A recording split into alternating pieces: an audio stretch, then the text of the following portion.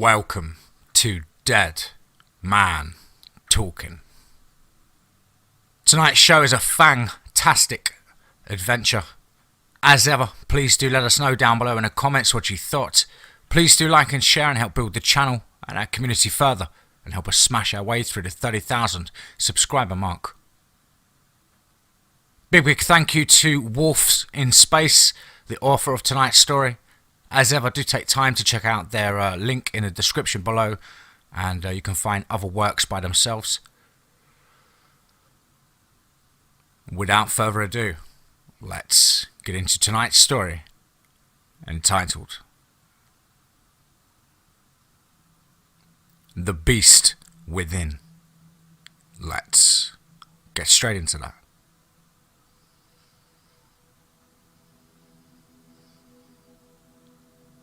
It was the night before graduation in Oxford University. The atmosphere was quiet and birds flew across the sky infrequently. The sun was just beginning to set, illuminating the college skyline. There weren't many people outside, but inside, students were getting ready. Some colleges were holding proms, but most were giving students passes to various restaurants or bars. Graduation is a big thing, and if that means anything, it certainly means partying. Piper Rosenthal was one of the prettiest girls in Lincoln College. She was young and attractive, with long black hair that dropped to her waist and skin paler than satin and softer than snow, with eyes bright violet. She was popular, yet introverted, and fitted into a perfect hourglass shape, and she was eager to get completely shit-faced and went out. There was a boy she liked, and she desperately wanted to take him home. His name was Daniel Adams. He was a sporty type, yet very shy and careful. He looked like an absolute unit. He had short black hair and dark olive skin. He was muscular and heavily built, but at the same time, he was gentle and caring. He loved sport, and he would constantly talk about football and other games. Piper knew where he'd be. He was an avid West Ham fan, and they were playing. So, she went to the nearest sports bar and found him, intently watching the TV with a beer in his hand. Piper went over, sat at his table. He was alone, and there weren't many people there. They were at a larger bar further into town. Daniel looked up. "What are you doing here?" he asked. Piper grinned. "It's the night before graduation, and a lot of the girls in my college are knocking things off their bucket list, and I'm one of them." Daniel shrugged. "And?" he asked. "Danny, I want to sleep with you," Piper said abruptly. "Can it wait? Ham's playing. Till 10. So that's how it went. They got talking about life, work, home. It went until West Ham drew 3-3 with the opposition. "Come on, let's go back to your place," Piper insisted. Danny thought about it for a second. "Sure." Piper grinned and he led her out the bar. She was slightly drunk and Danny remained quiet. They got to his dorm and found a note from his roommate saying he'd gone out. "I've loved you this long." Piper kissed him. Oh, if only she knew. 35 minutes after this, and the two were lying naked next to each other on Danny's bed. Piper leaned over and kissed him, and Danny was still for a moment before breaking into a fit of sobs. "Oh jeez, I've ruined your life." Piper was confused. "What?" I haven't told anyone about this. I'm a werewolf." Piper thought about it for a second. "A werewolf? What kind of next level bullshit is that?" She laughed. Danny didn't do anything. "I'm not lying. Listen to me. If you deny it, then that's it." "Oh, fuck off. Stop joking," Piper angrily replied. She was hit by a violent headache, and she instinctively put her hands to her forehead. "You've got a headache now, haven't you?" Danny stated. Yes," Piper replied quietly. "You're not immune then. The venom has reached your brain. You're fucked." Piper listened intently and reached for the bedsheet. Oh shit! You're a fucking werewolf!" she croaked. "But how?" "I was born it. My mum and dad are too," Danny responded. "But can I only get it if I'm bitten, right?" Piper didn't know why, but she was terrified. "No. Sexual contact, and blood to blood too. Whatever you do, It would not stop. Morning after pills won't kill the poison, Danny croaked. Piper began shaking. Am I going to be in pain when I turn? She croaked. An unbearable amount, so much that you'll want to be dead. Thankfully, a good shot of morphine should do the job. But the transformation will still happen, Danny said, with a noticeable apology in his voice. Will I be alright afterwards, though? After I turn back? Piper wheezed. There are two ways you can go. One, you completely lose it and go insane with the knowledge of being a werewolf. We call these ones the Lost. Or two, you stay the same and live with it. They're called the Found. First transformations are always rough, and you need someone with you when it happens, Danny explained. Piper exploded into a fit of rage. Why didn't you fucking tell me? I tried to. You didn't listen. Danny recoiled. Piper realised the gravity of the situation. I'm sorry, Danny, Piper gasped. Why? You haven't done anything. Danny tried to pick her up. Piper pulled the covers off her naked body. Where are you going? It's only 11:30.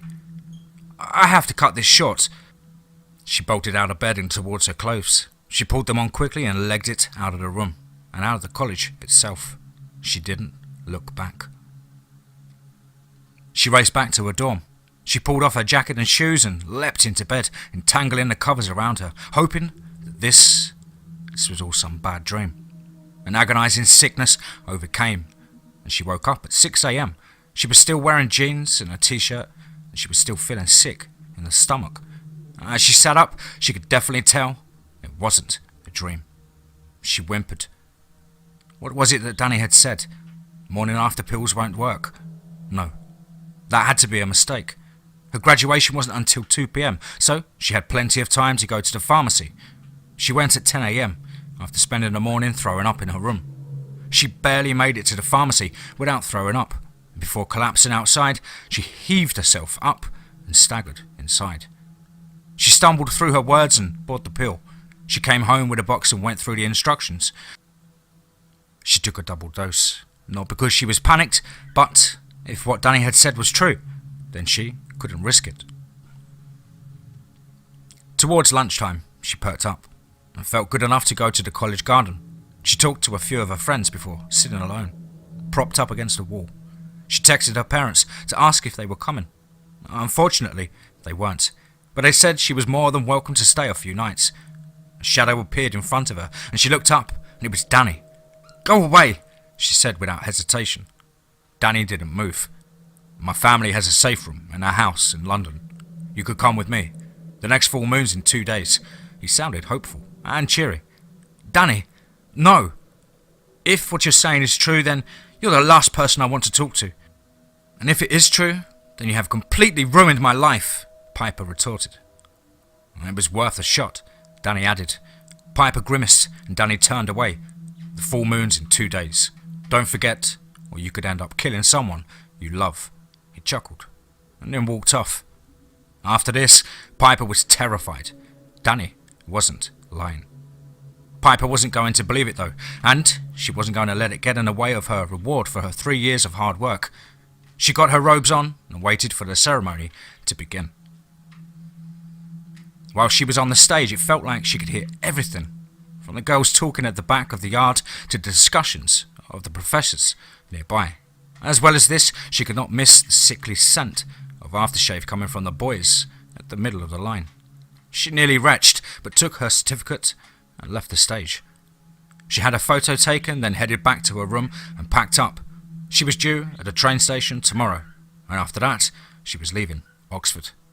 Her parents lived in Cheshire, and she had bought a property in Durham. She was staying there for a few days to recuperate before leaving. It was 6 p.m, and so the bright sunshine was still in the sky. These summer months had been so hot, and Piper was more than happy to be leaving the south. She stripped and had a bath, washing her long black hair, which she hadn't done for a week. She stayed in the hot, soapy water for an hour before getting out and drying herself, and she collapsed onto her bed, exhausted. She fell asleep the moment her head hit the pillow. That night, she had a dream so terrible it shook her to the very core. She remembered the moment before her life, though she didn't want to believe it, was ruined. She imagined her immune system desperately fighting off the venom that was spreading through her body, giving way to hot strands of poison. And then she imagined her ripping her family apart with swift strokes from sharp, inhuman claws and eating what was left. She awoke with a start, and it was 3 a.m. She heard a pounding at her door and could smell Danny. Her roommate answered it. They talked slightly about Piper and a misunderstanding and how Danny just wanted to help her, but to no avail, and he slammed the door and bounded off. Piper's roommate stood at her door for a few moments before disappearing into her own room.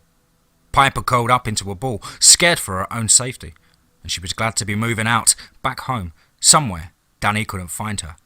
Piper scrunched her eyes closed and drifted off to sleep.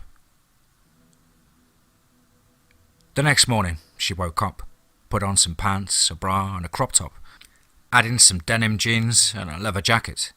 She grabbed her trunk and left the dorm. Piper stopped off at the student accommodation office to sign out and hand back her keys before going to the synagogue, as it was a Saturday. It was, at that point, that she realised she couldn't focus, feeling as if it had become so boring. Piper left before the services even ended and ran to the train station. Despite carrying her enormous trunk that weighed in at least 50 kilos, Piper had no problem running so quickly. She ran and ran, reaching the station, taking out her ticket and scanning it through. She boarded the train and laid down her trunk, still with half an hour until the train left. She realised she hadn't eaten, and so went to get something to eat.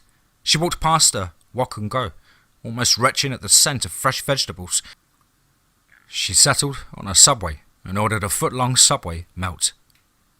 She briskly walked back onto the train, still with around 5 minutes before the train left. She picked out the sandwich and held it up to eat, but her body was telling her not to. Her mind was screaming at her to eat the fucking sandwich, but her body remained locked in place. She then laid the baguette down and realised. Piper opened the bread and looked at it. Of course, salad. Why had she ordered salad? She always ordered salad at the end of the day. Did she even have to eat the salad? What the hell is going on with my body? She whimpered under her breath. She brushed off the salad and picked up the meat. It was delicious, as always. But as she held up the sandwich to finish it off, she retched. What a disgusting smell. She threw the bread and the veg in the bin before leaning against the window as the train pulled out of the station. She got back to Cheshire about 4 that afternoon.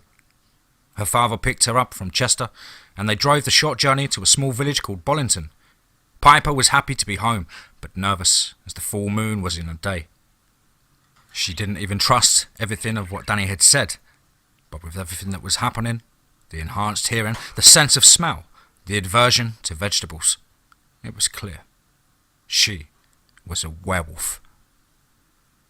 She didn't know what hit her first, the realisation or the knowledge that unless she thought fast, she would go through so much pain, but she didn't care, or the fact that the entire thing could have been avoided if it were not for her stupidity and Danny not pulling out. She broke down in tears. Her father was still driving, but he pulled over and comforted her. Piper didn't know what to do, but she just couldn't think about it. It was probably just that sickness, she hoped. The Rosenthals were a normal Jewish family, to say the least. It consisted of a father, Samuel, who was a rabbi, mother, Catherine, and 3 children, Piper, the oldest, Asia, the middle child, and only boy, and Madeline, the youngest, who was 7, 13 years younger than her. Piper was happy to be home in her normal 4-bedroom house on a hill in the middle of Cheshire. That night, the family went over to a friend's house on the other side of town, and before they set off, Piper was getting her shoes on. Asa appeared on the stair. The middle Rosenthal child was skinny, with shoulder-length black hair and bright blue eyes that seemed to pop out of his head. He was quiet and highly similar to Piper. Why didn't you come and see us last month? It's every 2 weeks, you fucking idiot. And even then, that's pushing it. Does the Sabbath mean anything to you? He started, angrily. Piper stood for a moment. Asa, she said politely. What? Her brother replied. Have you studied at Oxford University for 3 years to get a qualification to give you a job? No. Asa gave Piper a strong gaze, his eyes working to full extent. She glared back. There was a silence for about 10 seconds before they both cracked and burst into laughter. Piper grabbed her brother and hauled him over onto her lap. "Holy shit! When did you go to the gym?" shouted Asa. Piper gasped. "What the fuck?" she whispered under her breath. "Huh? Last time you were here, you couldn't pick me up, but now you can?" replied Asa. "Get off!" Piper commanded. Asa did as he was told. Piper ran into the living room. She looked for something to lift. The sofa. Perfect. No one could lift that on their own. Piper reached out and lifted one half, turning it on its side. She then walked around and picked the entire couch up with her 2 hands. That was enough. "Oh no," Piper whispered and gently dropped it down, finishing getting ready. At the dinner party, Piper went into the garden. There was a large buffet set out, and there was a salad there. Piper knew she would feel sick if she tasted some, let alone swallowed some. She had been brought up to be polite, and so forced down a few mouthfuls. That was a bad idea. She was fine for the first 15 minutes, believing that she was fine to eat as much greenery as possible. She finished a full plate of the stuff, but began to feel rotten. She began to feel dizzy before collapsing on the floor. "Piper!" Asa yelled as he dashed over across the garden to reach his older sister. Piper passed out, unaware of what was going on. She was all right, wasn't she? She sure hoped so. Piper had forgotten what the thing she was worried about was. She woke up in her bed the next morning. She decided to go for a run. That was something she hadn't done for a while. Piper changed into her sports clothing, which still fit her surprisingly. She left her house and went through the hillsides and cliffs, and she ran 15k before breakfast, which was too far. Piper could only run 5k in a single setting, so to run 3 times that was incredible.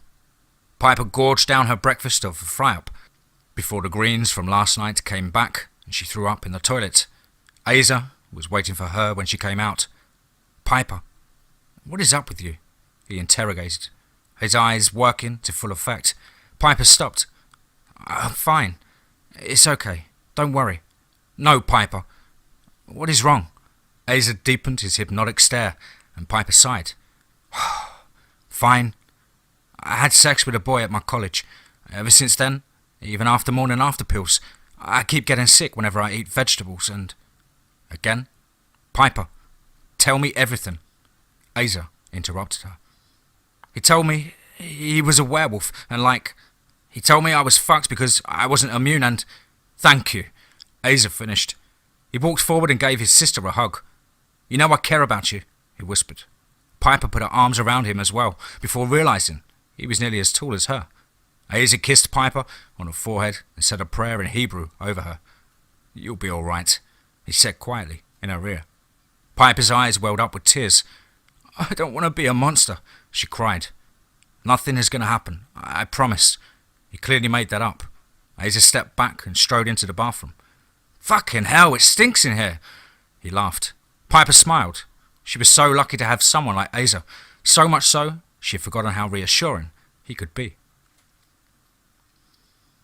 Her parents were understandably worried about her and wondered if she was stressed. Samuel caught Piper in a room. He was a huge man, stocky, tall and fearless. He was very jolly and larger than life. Most of the people at the synagogue thought he was very much like Brian Blessed. He sat down on her bed and patted her next to him. Piper awkwardly sat down. "Don't take this the wrong way, darling, but I overheard you and Asa talking. What happened?" Sam put his arm around her. Piper made some noises before bursting into tears and nuzzling into her father's shoulder. "Ah, it's all right. Don't worry."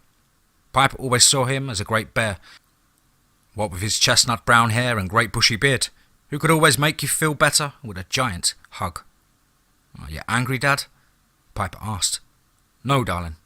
Your mother and I had you when we were 20, and you're 20 now. So really, well, I don't mind.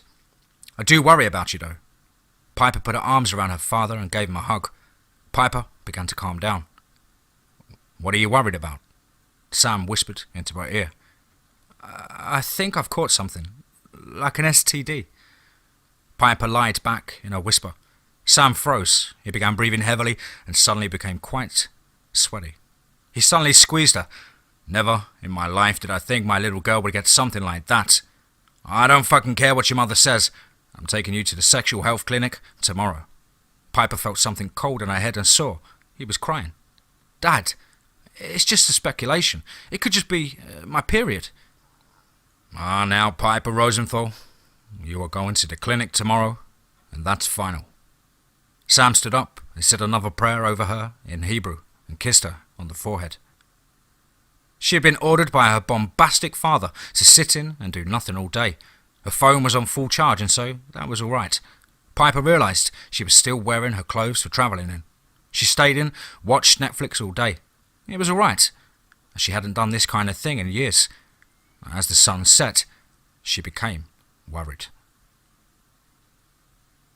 She was finishing a movie on TV when Madeline came into the room. "Hello, Maddie," Piper greeted her younger sister. Madeline walked over towards her sibling and hugged her before quietly saying, "I missed you." It warmed Piper's heart. "Did Asa tell you to say that?" Piper asked. Madeline smiled. "No, silly. I did. I love you," she said in that caring, youthful manner that children have an ability to do. "Why, thank you, Maddie. I love you too." Piper kissed Maddie on the forehead. "Go on, hop off," she added. Madeline skipped off to bed happily. Her parents came down and kissed her goodnight while her siblings went to bed. She went into her bedroom and fell backwards onto the bed, reflecting on the day. She didn't know why the salad of greens were making her sick or why she had increased stamina, not that it wasn't unwelcome. Piper pulled out her cell phone. 3 missed calls and a few messages, one of which was from Danny. It read, "Full moon tonight. Stay in. Stay safe." Piper gasped. That was the thing she hadn't remembered. It was 11 p.m, and so the full moon was well out. Piper went to close her blinds, and before getting caught up, she saw the moon. She took it in, basking in its light. She didn't know what to think of it, whether she could close her curtains and be done with it, or stay and watch the moon. Perhaps her eyes hadn't adjusted to the light, but after she had blinked a few times, it hit her. Like the pressure of being hit by a train, she collapsed on the floor. "Oh no!" she croaked. She desperately reached for her phone and struggled to unlock it. She had to call Danny. He had to know what to do. The dial rung and rung. And then Danny's voice came on. "I'm fucking turning!" she screamed down the line. Danny sighed. "Get outside. Get into the wilderness. Pray you can hold on." Piper gasped as the sharp pain hit her diaphragm. "Oh God, help me, Danny!" she croaked. "Like I said, get outside," he replied calmly. Piper forced herself up and pulled on her Converse shoes. She limped out of her room. She stood on her full feet and stretched. And then the door to Asa's room opened. Piper's 14-year-old brother stood in the doorway, looking at her. Piper screamed as her back arched with excruciating cracks. Her skeleton expanded, making her clothes painfully tighter. Asa's mouth dropped open. "Oh my God, you were right! You were fucking right!" His voice wavered in terror, and he shook his head in disbelief. Piper panted and fell on her knees in front of him. Her nails ached, and she felt a great pressure overtake them. Her hands were shaking, and as she held them up to her face, her nails exploded off, revealing sharp claws. Asa was paralysed with fear and not moving. "Go back inside, Asa, please," Piper begged. Asa didn't move. Piper continued panting and ripped her jacket off. "Asa, listen to me. Go back inside now, please," she shouted, desperate to get her brother to listen. Asa, again, didn't move. Piper, realising that she was wasting time in persuading him, gave up and dashed downstairs as the parents stirred from their bedroom. Danny was still on the phone. "Who was that?" he asked. "What do I do? I can't have my parents see me like this. My brother's just found out and he'll tell Mum and Dad, and..." Piper breathed in a panicked tone. "Shut up!" Danny interrupted abruptly. "Why the fuck did you come home knowing that the full moon was in 2 days, huh?" he added sternly. Piper felt faint. I wasn't thinking straight. I haven't seen my parents for a month. Just tell me what to do and be done with it. Piper heard footsteps coming from upstairs and her father's distinct voice saying, Maddie, get up. Something's wrong with Piper.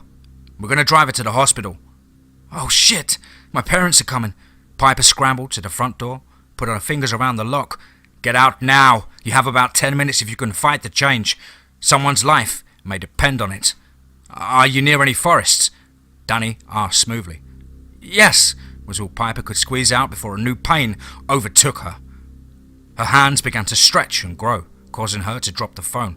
It smashed on the ground, cracking the screen. Piper? Piper, are you still there? Fuck, I've lost her. Danny sounded panicked. Piper scrambled to reach her phone, unable to pick it up with her comically stretched palms. She tapped the speaker and yelled down the line, Is that it? Is there anything else? She gasped. Indistinct voices could be heard down the line. Danny's voice came back. There's nothing else I can do. He sounded sad. Please stay on the line with me. You have no idea how much I need you. Piper begged. Listen, if I stay on the line with you, then your parents will pick up your phone and cross-examine me over everything. Also, you do know this is all your fault. Yet you're giving me shit for it. Danny's sympathy was replaced by anger. I'm sorry, Danny. I'm sorry for what I've done. Piper began to shake as her hands started to curve and become more wolf-like. Try and hold on. Try and get out. And good luck. I'll talk to you tomorrow. Danny's fury was replaced with a different tone. Pray you don't become one of the lost, he added, and then ended the call. No! Oh shit! Danny, call back! Piper whined as she realised all hope was lost and tried to force the front door open, struggling with her quickly changing hands. She heard her parents coming out of their bedroom and approached Asa. Piper whimpered and forced the door open with all of her strength, bolting through into the cold night air. Her mother started to come down the stairs. Piper scurried across the gravel driveway to the cattle gate at the opening to the road. She got her foot stuck in it and tripped, grazing her elbows and knees, and it was here that she broke down, crying her eyes out in noisy sobs. She felt her feet begin to change, and they ached and began to stretch. Piper could hear her shoes giving way and tearing off. Her bare feet were flexible enough to untangle from the cattle grid. She picked herself up and rested her hands on her father's car, scratching the paintwork and leaving a large scratch on the front passenger's door. Piper could sense her mother was standing in the doorway to the house. And as she looked behind her, she noticed her father was there too, restraining her. Her mother had tears in her eyes and her mouth was open in a silent scream. Piper could feel her spine stretching and screamed in agony as a towel grew from her back. Her butt began to expand and Piper didn't know if it was muscle or flesh. But either way, her jeans were getting too small and they burst off, panties and all. Shaggy, black fur began growing from her bare groin, spreading over her lower body, and Piper stood up completely. She groaned in agony as her feet became completely digitigrade, her soles developing leathery pads. Piper! What are you? Sobbed her mother. Piper took one look. I'm sorry, Mum, she wept. Catherine broke through her husband's grasp, raced towards her daughter. She held back the moment she saw Piper's towel and feet. What the fuck are you? Catherine whispered in terror. She plucked up enough courage to edge forward, and she embraced her pain-ridden daughter. Get away from me! Piper panted as the towel continued getting longer. No! Catherine croaked. Get away from me! Piper yelled. She then threw her mother away with her undisputed strength. Catherine was thrown back with force, hitting her back on the lawn. Feeling that all was lost, she wailed in despair. You will thank me! Go inside, please! Piper wept and turned her back. Her mother's cry degenerated into a scream of anguish. Piper ran down the road, tears running down her cheeks. All that was left of her were her torn shoes, her damaged phone, and the remains of her jeans and panties. She knew where the forest was, and she needed to get there. It was a place where she had so many childhood memories turn into a domain for a werewolf. She ran into the net of trees that collapsed onto the edge of a cliff.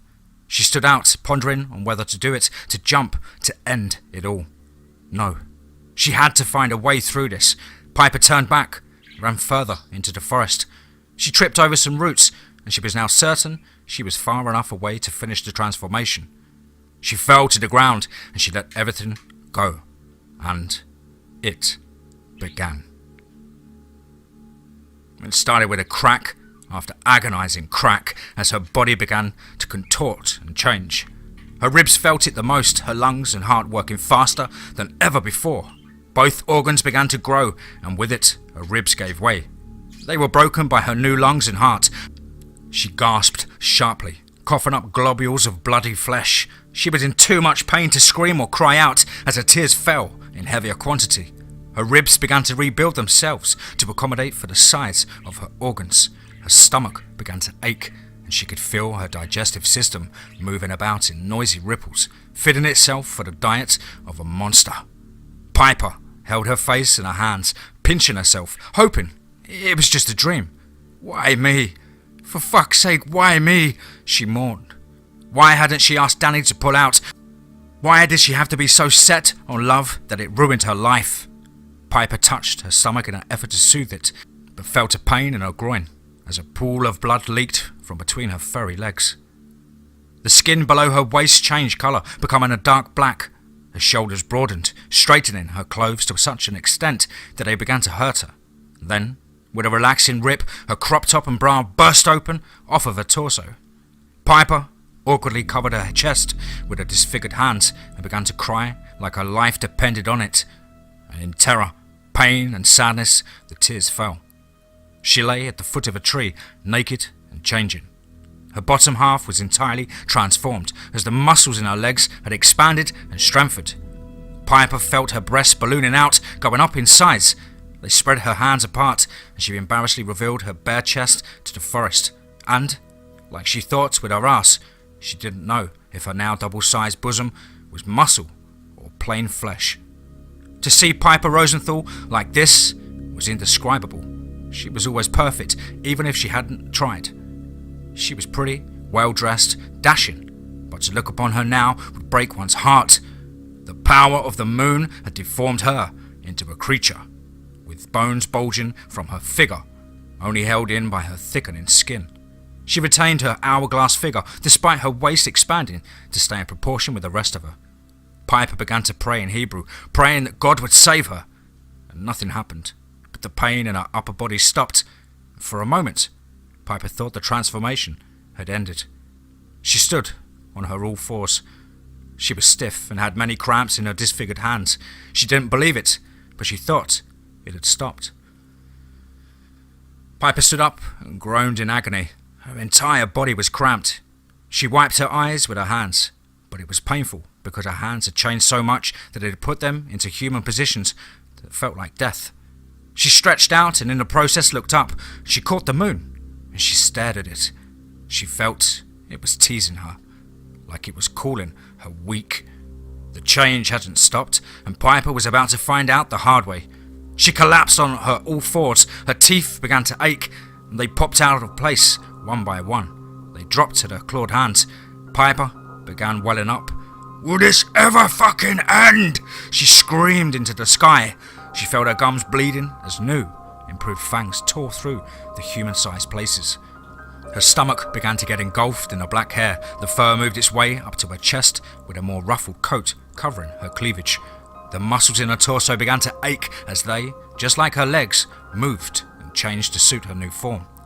Her hands began to ache even further, and they completely changed to wolf paws with painfully elongated fingers. Her arms warped and buckled under deafening cracks of her bones. Piper whimpered. She had no more energy left in her. Her arms grew slightly longer and thickened out, causing her great pain. Her muscles, just like everywhere else at this point, moved and grew to better suit the work her arms would have to do. The fur spread to her arms and covered them, and with her paws developing the same leathery patches seen on her feet. Piper panted and groaned as the final stage in the transformation was about to begin. Her ears suddenly became very hot, and she held her paws to them, only to find that they had grown more pointed and moved further up her head. They, like the rest of her, grew coarse black hair. Her transformation was nearly done, as her neck thickened to make room for more muscle. No! No! Stop! Stop! I don't want to be a monster! Please make it stop! Piper screamed in a stupid-sounding lisp due to her oversized teeth. at the top of her burning lungs. There was no stopping it though, and Piper howled in agony as her face pushed forward into a muzzle. Her nose became more dog-like and changed to a wet black. Her muzzle, like the rest of her, became covered in black fur. Her tongue stretched and thinned out. Piper screamed as her voice box and language abilities completely devolved into that of a wolf. While physically she was a monster, the changes hadn't affected her mind, but everything comes in its own time. All she could do was howl and growl, having lost the ability to speak. "I'm not a monster. I'm a human. I refuse to be a monster. I'm Piper Rosenthal. I will hunt, she thought, fighting a losing battle between her instinct and the beast inside. Even now, though, she could feel her mind slipping. She desperately clung to any memory she had, what she had for breakfast, what the last thing Madeline had said to her was, and where she lived. She couldn't find any answers, and discovered she couldn't even remember her own name. She realized she was lost, and bitterly accepted her fate. Her mind was overtaken by the changes, and with it, her violet eyes. Piper pawed at the ground and whimpered as her irises turned to a lupine yellow. The sheer realization that she was no longer herself, spiraling her into irreversible insanity. Despite all this, her black hair stayed the same. It trailed from her head in silky locks, giving her a spectral sense of beauty. And if anyone in the village did see her, then they could recognize that Piper Rosenthal, the girl everyone knew to be kind, polite, well-spoken, would be the one to kill them. Piper was gone. The beautiful girl that stood there minutes ago was nothing more than a feral beast. She had lost the concept of thought and knew only to kill. It was very clear that she was the newest addition to the ranks of the lost. In minutes, she had been turned from a straight-thinking graduate to nothing more than a deranged lunatic. She was clearly never going to be the same ever again.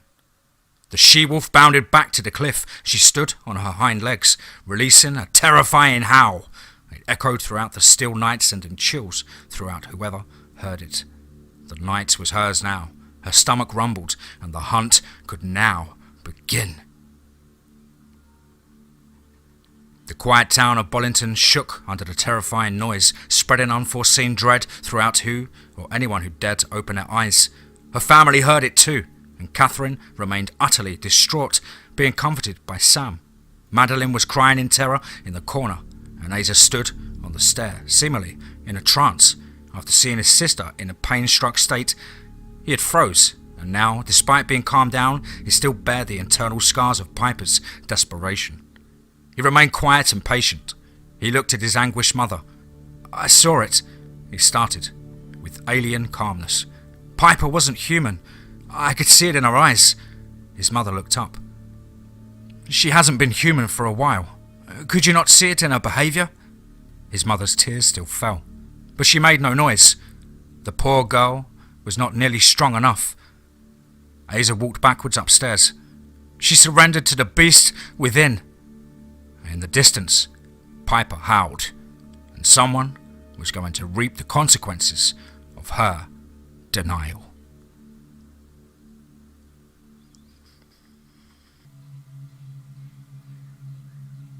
The Beast Within. Chapter 2. Missing Person Report.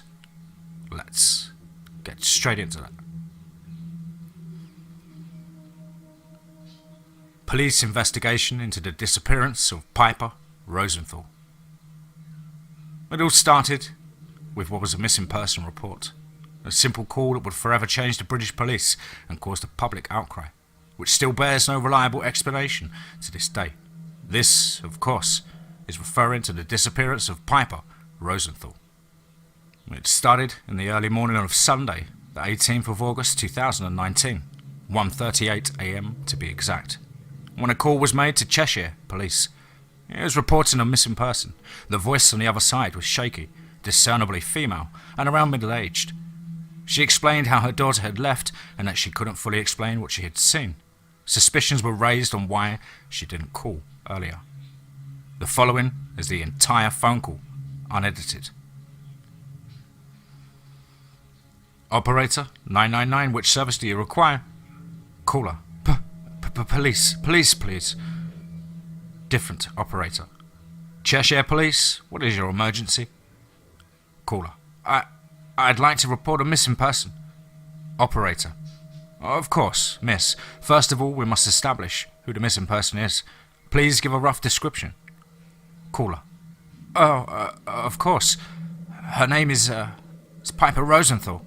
She's around 5'11" with jet black hair and pale white skin. Her eyes are light purple. You mustn't forget that. Keyboard clicks. Operator. Okay. What is your address? Caller. It's address redacted. Operator. Thank you. A squad car should arrive within the next 20 minutes.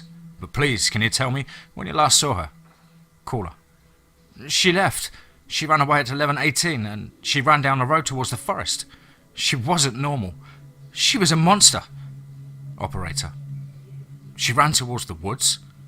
Caller. Yes, she threw me across the lawn. Operator. Is there any other information to note? Caller.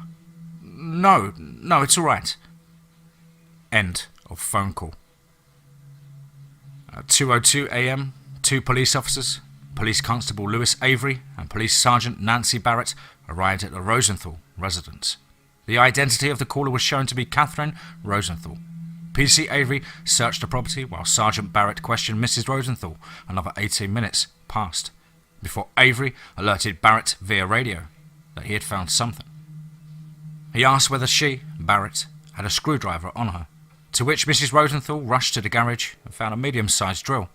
Avery was found knelt on the cattle grid at the opening of the property. He had his eyes fixed on the space below the rods of steel.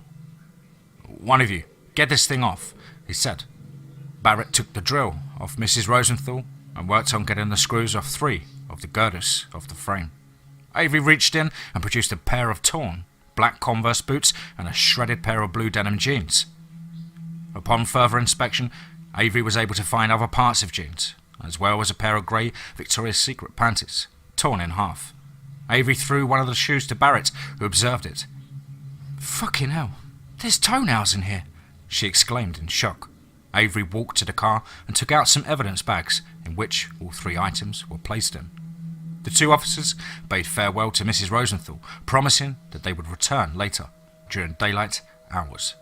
Barrett and Avery had the clothes sent to a laboratory for examination and settled the case. Another 3 calls were made on the same night, documenting strange occurrences within the town of Bollington, Cheshire. Unfortunately, only one of these calls were made public due to the other 2 containing distressing content. The call that was not redacted was made by a farmer who went by the name of William Blakeman. He claimed that there was a large black mass in one of the fields. This is the full, unedited call. Dial tone. Operator. 999, which service do you require? Blakeman. Police, I suppose. Dial tone. Operator. Cheshire Police, what is your emergency? Blakeman. Yes, hello, listen. I'm more confused than anything else. There's this, giant black shape in the middle of one of my cattle fields. Operator. A shape? Blakeman. Yeah, a kind of tangle of black. I can't tell from this distance. Operator. Okay, sir. May I ask what the other cows are doing? Blakeman. They're all grouped in a herd in the corner. Something's not right. They shouldn't be up at all. There's this infrequent cry coming from them. Just one. Apart from that, they're silent. Operator. A cry? Blakeman. Yeah, that's right. Just like when a mother can't find her calf. It's exactly like that. Operator. Do you possess a firearm, sir? Blakeman. Yes, just one. A 12-gauge shotgun. Operator. I may remind you that you are authorized to use your firearm on an object that's causing your livestock stress. Blakeman. Of course. Sound of creaking, and then cocking of shells, and then the door opening. Operator. Sir? Has the object moved at all? Blakeman. No, wait. Hang on. Operator. What is it? Blakeman. It's just looking at me. With bright yellow eyes. It's not moving. It's just looking at me. Shotgun fires, loud growl, and then stumbling before slamming the door. Operator. Sir? Sir, are you okay? Blakeman. Pants in his hurt. I shot it. It flinched and then ran at me. I'm looking out my window now, but there's nothing there. Operator. Do you want me to send an officer to survey the property? Blakeman. No, but thanks for your time. Operator. Lock your doors and windows, and do not go outside. A squad may drop by during the day. Blakeman. Thanks. End of call.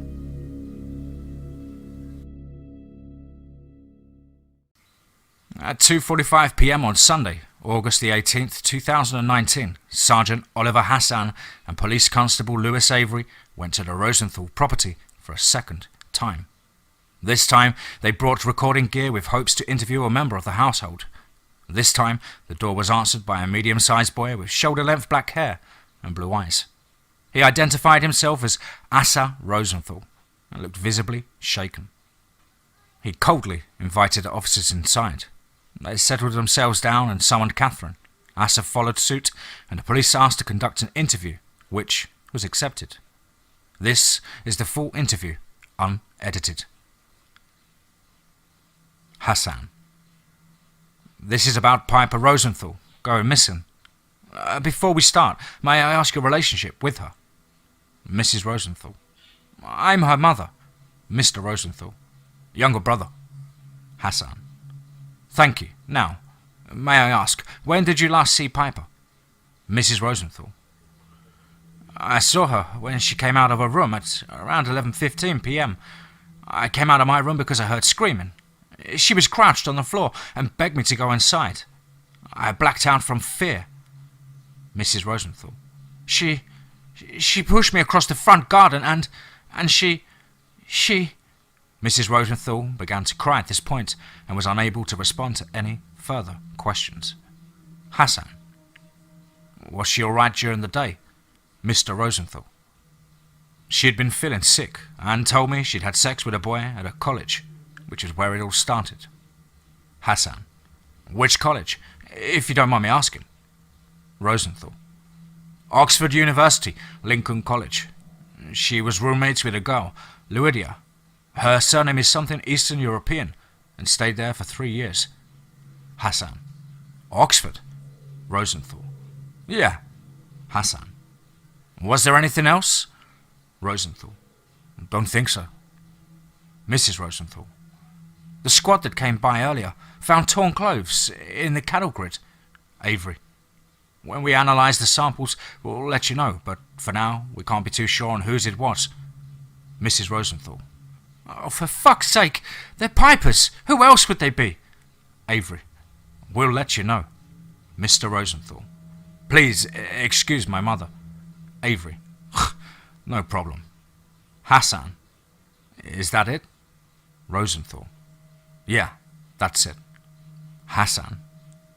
Well, kid, if anything else happens, call the non-emergency and say you need to speak to Sergeant Ollie Hassan. Rosenthal. Will do. Hassan and Avery stand up. Rosenthal. You will find her, won't you? And when you do, make sure she comes here first. Hassan. Don't get your hopes up. Rosenthal. Hang on. He reaches into his pockets and hands them a smashed iPhone 7S. Take this. It's Piper's phone. Avery takes the phone. Avery. We'll come around if we find anything. End of recording. The farmer who called about a disturbance in his field, William Blakeman, and his son Nathan, found a disemboweled, partially devoured carcass of a calf on the field where the shape was reported. Leading away from the body was a set of gigantic paw prints, along with a small blood trail, which disappeared after about 100 meters. No police was summoned, but rumors of a monster began circulating around the children of the town. On Tuesday, August 20th, 2019, 2 officers of Oxford Police, Police Constable Abigail Chelmsford and Sergeant Alfie Wigan went to Lincoln College in hopes of talking to Lydia, Piper's roommate. They inquired at the front desk and were told that Lydia was packing up to leave that very evening. Regardless of this fact, the officers knocked on the door of the apartment upon noticing minor abrasions on the wood. Lydia answered the door with a pair of headphones around her neck. "Oh, shit," she groaned. "If you're going to search me, promise you'll pack my stuff back up after taking it all out." The officers entered her dorm room and sat down on her couch. Lydia awkwardly sat opposite them. The officers asked Lydia about interviewing her, which she agreed to. Start recording. Lydia: "I've been in this country for 4 years, and already I get in shit with the police." Wigan: "You're not in trouble. It's about Piper. She's gone missing." Lydia: "Missing? Like you cannot find her?" Wigan: "It's been 2 days, and we thought it would be better if we talked to you, as you were the last person who may have known anything." Lydia: "She fucked Danny Adams, then got sick from it." Wigan: "Who's Danny Adams?" Lydia: "Quite a pretty boy. Was just about every girl in the university once." Wigan: "And you say Piper was with him?"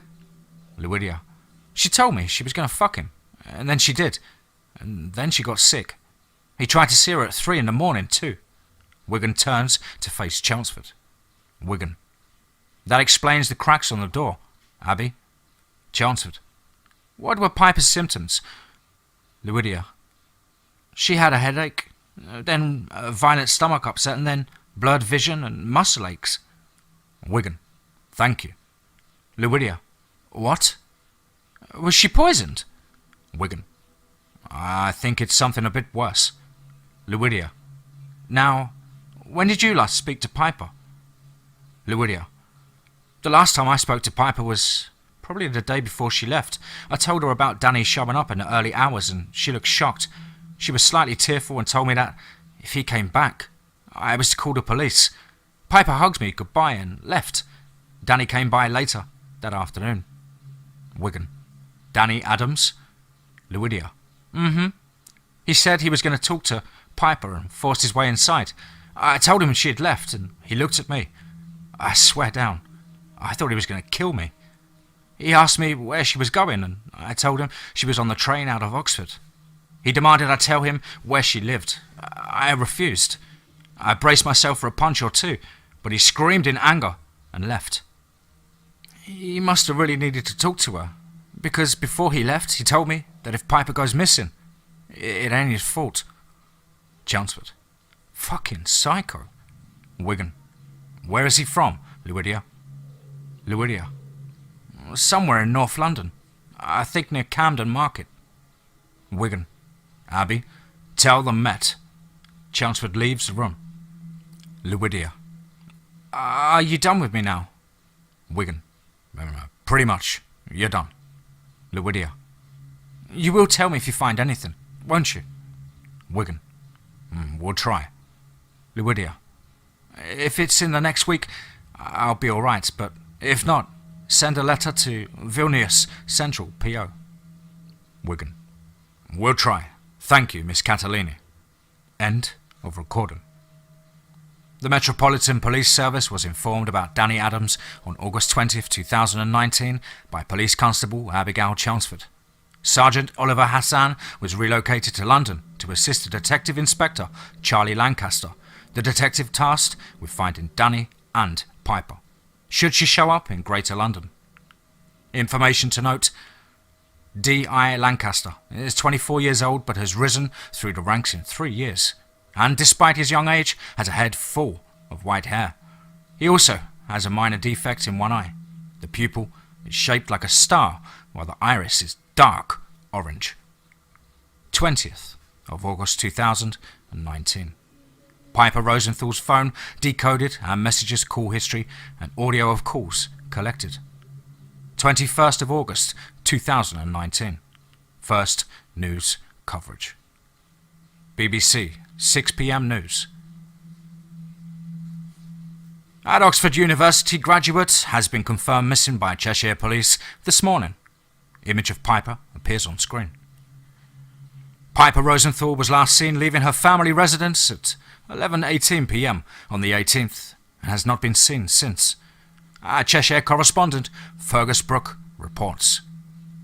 A thin Scottish gentleman appears on screen. Yes, as it appears that Piper was last seen entering the wooded area close to midnight on Sunday, and police identified 3 items of her clothing within a cattle grid. According to Oxford Police, Rosenthal has recently been violently ill and stressed for the final few days at Oxford University, according to her roommate Luidia Catalini. Cheshire Police are listing her disappearance as suicide, while public rumours display cult activity. Unfortunately, this is all they know. Fergus Brooke, BBC News. Cuts back to studio. Thank you, Fergus. And in other news, 22nd of August 2019. Police searches involve body bags. D.I. Lancaster and Sergeant Hassan were given images of both Daniel Adams and Piper Rosenthal, caught together on CCTV and solo portraits. They were given free rein of London in order to find Danny, who, at this moment, was the number 1 suspect. The officers were deployed with plain clothes and went to Camden Market. They caught Adams exiting a cafe and followed him home. He was oblivious to their presence, and the officers changed into uniform before knocking on his door. Adams was nonchalant when communicating with the officers. He was very defensive when the officers were asking to interview him. Eventually, he agreed. Start recording. Hassan. Right, where's she gone? Because I think you know. Luidia Catalini certainly thinks so. Adams. Fucking bitch. Hassan. In other words, Mr. Adams, Piper Rosenthal was missing, and it's a wired notion that you may have something to do with it. Adams. Sure, I slept with her. And then she forced me to stay in. She got sick and gave me shit for everything. Hassan. And what about Luidia? Adams. What about her? Hassan. You tried to get with Piper forcefully, then threatened Luidia. Adams. Whatever. Hassan. May I just inform you that entering someone's property without their permission is a violation of the law. Adams. Pfft, what else was I supposed to do? She needed to listen to me because I was the only other person who could tell her the facts. Hassan. Adams, tell me what you know. Adams. Piper met with me on Friday the 17th. She slept with me and left. She felt sick the next day. I offered my help. This wasn't just a casual bug. This was more than that. This was life-threatening. Hassan. And in all this time, you didn't think of talking to a doctor? Adams. I was told Piper took a morning after pill, and then it died down. The last I talked to her was the night she went missing. Lancaster. Lies! Adams. Huh? Lancaster. You were talking to her. About what? Adams. I just said I was sorry for everything, and I hope she'd forgive me. Lancaster. Really? Adams. Yeah. Lancaster. Well, Piper seemed to be in quite a bit of pain during that conversation. Adams. Pfft, beats me. Lancaster. Tell me this, Mr. Adams. What exactly are the lost? Adams. What are you on about, Detective Inspector? Lancaster slams fist onto table. Lancaster. You know what I'm talking about. Stop playing the innocent. Adams. You wouldn't believe me if I told you. Lancaster. Try me. This wouldn't be the first time I've dealt with someone like this. Adams. Piper has been given a condition by me. Lancaster. Let me guess. Bipolar disorder? Adams. A little worse than that. Lancaster. Lycanthropy? Adams. Let's just say it's the physical equivalent. Lancaster. We've heard enough. End of recording.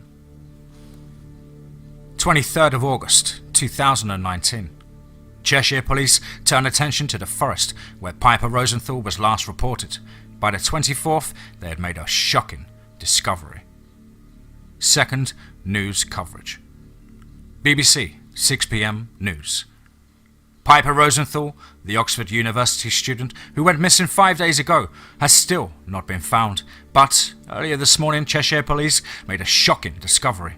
Our Cheshire correspondent, Fergus Brooke, reports. Please note, this may be disturbing for some viewers. Thin Scottish gentleman returns to the screen. Yes, this morning, with the 94-acre forest of Bollington Cheshire, police forces found teeth, torn clothing, and old blood belonging to one Piper Rosenthal, the university student who went missing on Sunday. Inspector Rawlinson of the local police department has issued a statement saying that they will find whoever has committed this brutal act. The items were found under a patch of leaves when a dog walker saw his beagle sniffing against it before kicking away the covering. This new evidence is shocking, but at the same time brings us closer to whoever murdered her. Public notion is that Piper was murdered, causing outcry from the public. The case went silent until late September, and despite Detective Inspector Lancaster trying to get Danny Adams convicted, his case was dropped due to lack of evidence. Sergeant Oliver Hassan was repositioned back to Cheshire. Asa Rosenthal, Piper's brother, is contemplating suicide.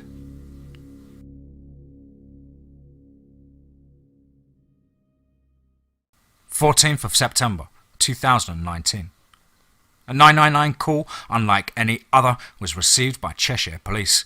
The caller was confident and claimed she had seen the previously thought to be dead Piper Rosenthal. She claimed that she had found her stumbling around outside like she was drunk, covered in blood, and completely naked and freezing cold to the touch. She said that she and her husband had carried her in just as the sun was setting, and that she appeared to be completely dazed and confused. For a moment the call was hopeful, before it took a horrifying turn. Unedited call. Operator. 999, which service do you require? Caller. Police, please. Dial tone. Operator. Cheshire Police, what is your emergency? Caller. Hi, so, do you know that girl who went missing a month ago? Operator.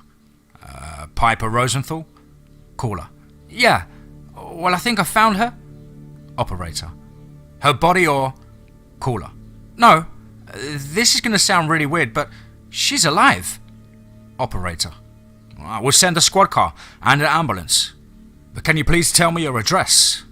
Caller. Sure, it's... Address redacted. Operator. Alright, I've got 2 officers on the way, but it's pretty far out. Could you just first check inside her mouth? Caller. I'll try to, but she's absolutely covered in blood and was being aggressive when we put a blanket on her. Operator. She's covered in blood. Keyboard clicks. Caller. Yeah, like head to toe. It's mainly on her arms, breasts, mouth, but there's a hell of a lot in her hair, and all over her, really. Operator. Miss, can you check and see if her teeth are all there? Caller. Okay, sure. They're all there. Operator. Fuck me. And her toenails? Caller. All there? Keyboard clicks. Caller.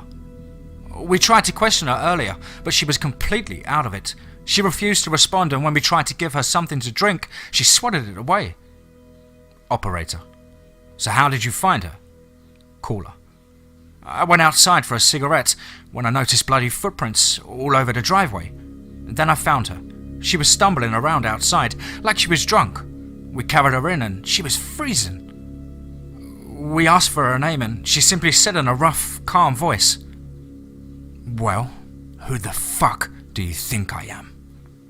We were among the people who thought she was dead. Operator. I see. Sergeant Hassan, who has spent a lot of time on this case, is on his way. Caller. Well, Piper said nothing. She's just sitting there, waiting, with her eyes dead fixed on the window. Operator. Just stay calm, miss. The officers will be there in 6 minutes. Caller. Wait. Operator. What are you seeing? Caller. This huge smile appeared on Piper's face. Operator. A smile? Caller. Yeah, this huge fucking smile ripped across her face. Something's not right. Operator. What is she looking at? Caller. She's looking at the moon. Blood-curdling scream is then heard. Caller. Holy shit! Operator. What is it? Caller. Oh my fucking god! What the fuck? Operator. What are you seeing? Excuse me, miss, what are you seeing? Caller. She dropped the blanket. She's on the ground. She's convulsing on the ground. Operator. Could it be a seizure? Caller. Oh my god! Operator. What is it? Caller. She's Luke, run! Footsteps are then heard. Operator. Miss? Miss, what happened? Caller. Jesus, Luke! Barricade the door! Operator. Miss, what's happening, miss? Caller. Piper started changing. We ran, and then all I could hear were the cracks and groans. She's screaming and crying down there. We barricaded the door, and now... Massive crash is then heard. Caller. She's here. How far away are the officers? Operator. They're minutes away. Just try to hold on. Caller. Luke, I don't want to die. I don't want to die. Crash and then splintering of wood is then again heard. Ah! The line went dead. The officers, PC Lewis Avery and Sergeant Hassan, arrived 28 seconds later to the sound of blood-curdling screams and growls coming from the upstairs room, before a young woman appeared at the window, bashing at it with tears streaming down her cheeks, and she was violently grabbed away, and a blood-curdling scream erupted from the room. Blood splashed the window, and the officers were forced to take cover as the top half of the same woman was thrown through the window, sending shards of glass everywhere. Avery, call for backup! Hassan yelled as he ran into the house. Avery, call for backup! Hassan yelled as he ran into the house. He yelled a brave cry, and Avery could see his shadow in the room upstairs. He held a camera up and snapped a photo. The brief flash startled whatever was in there, causing it to jump from the window with terrific speed. It bounded past Avery's position and dashed into the woods opposite the house. The face of Oliver Hassan appeared in the doorway as he stumbled out into the porch. He violently vomited and collapsed onto the ground, sobbing. A few moments after PC Avery called for backup, an ambulance arrived. The driver stepped out, accompanied by another paramedic. I think you're too late, Avery quietly mumbled. What the hell happened? Asked the first paramedic. Avery pointed to the quivering sergeant. He knows, but he might not be in the mood. Avery pointed to the mutilated torso of the woman. Make us start with that, he said. Police backup arrived 7 minutes later. Hassan was still crying when they arrived. One of the officers walked away towards Avery. What happened? He asked. It was pretty brutal. Avery pointed towards Hassan. Ollie! He shouted. Sergeant Hassan stood up and stumbled over. The officer looked at him. We need to see what's up there. Sergeant, he asked. Sergeant Nancy Barrett appeared behind him. I ain't going back up there. Hassan shuddered. He was visibly shaken. Sergeant Barrett, PC Avery, and one of the paramedics trooped off into the house. Nothing could have prepared them for what they found next. The door to the master bedroom was shattered, with an arm having been thrown at the opposite door, leaving a pool of blood in the hall. There was a small barricade made from a dresser on the inside of the room, and the walls were splattered with blood. Barrett had climbed over the dresser and peeked inside. She threw up. The paramedic was next in, and he gasped. On the bed was the disemboweled corpse of what used to be a man. His head was smashed into a wall on the other side of the room, and there was a bottom half of another body on the ground, with parts of the intestine still in sight. A smashed phone was also there, and the bed was soaked in blood, as was the floor and most of the walls. It confirmed to most that this wasn't a normal crime scene. No human could have done this within the space of a minute. Hassan's photo was developed and showed a disturbing sight.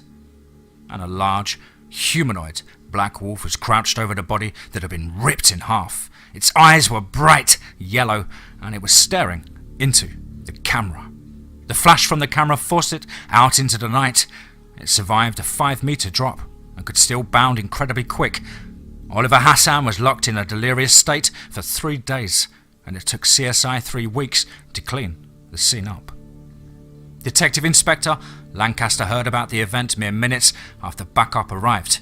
His vast intelligence worked to provide a solution. Take blood samples from the footprints. He commanded a forensic team present. They did as they were asked, and identified the blood to be Piper Rosenthal's. Lancaster also went back to Danny Adams' house to collect a blood sample. He took 2 samples, both placed into vials. He poured them into separate dishes and put them under a microscope. He noticed something. Both blood samples had strange, black strands infrequently running through them. He asked many doctors, but none of them could find a diagnosis. 17th of September, 2019. Detective Inspector Lancaster ordered an armed police unit to seize Daniel Adams. His trial was set for the 15th of November. The charge, knowingly infecting another with a STI and conspiracy to commit murder. To the Rosenthal family, at least, the brutal murder brought one hope to them.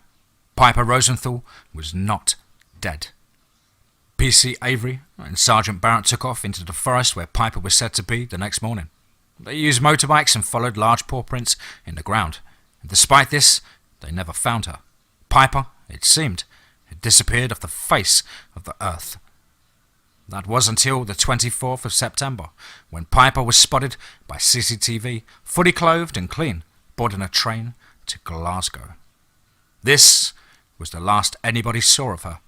She was never heard from again, and in the Highlands, farmers occasionally report cattle having been torn apart, but police cannot find a verdict.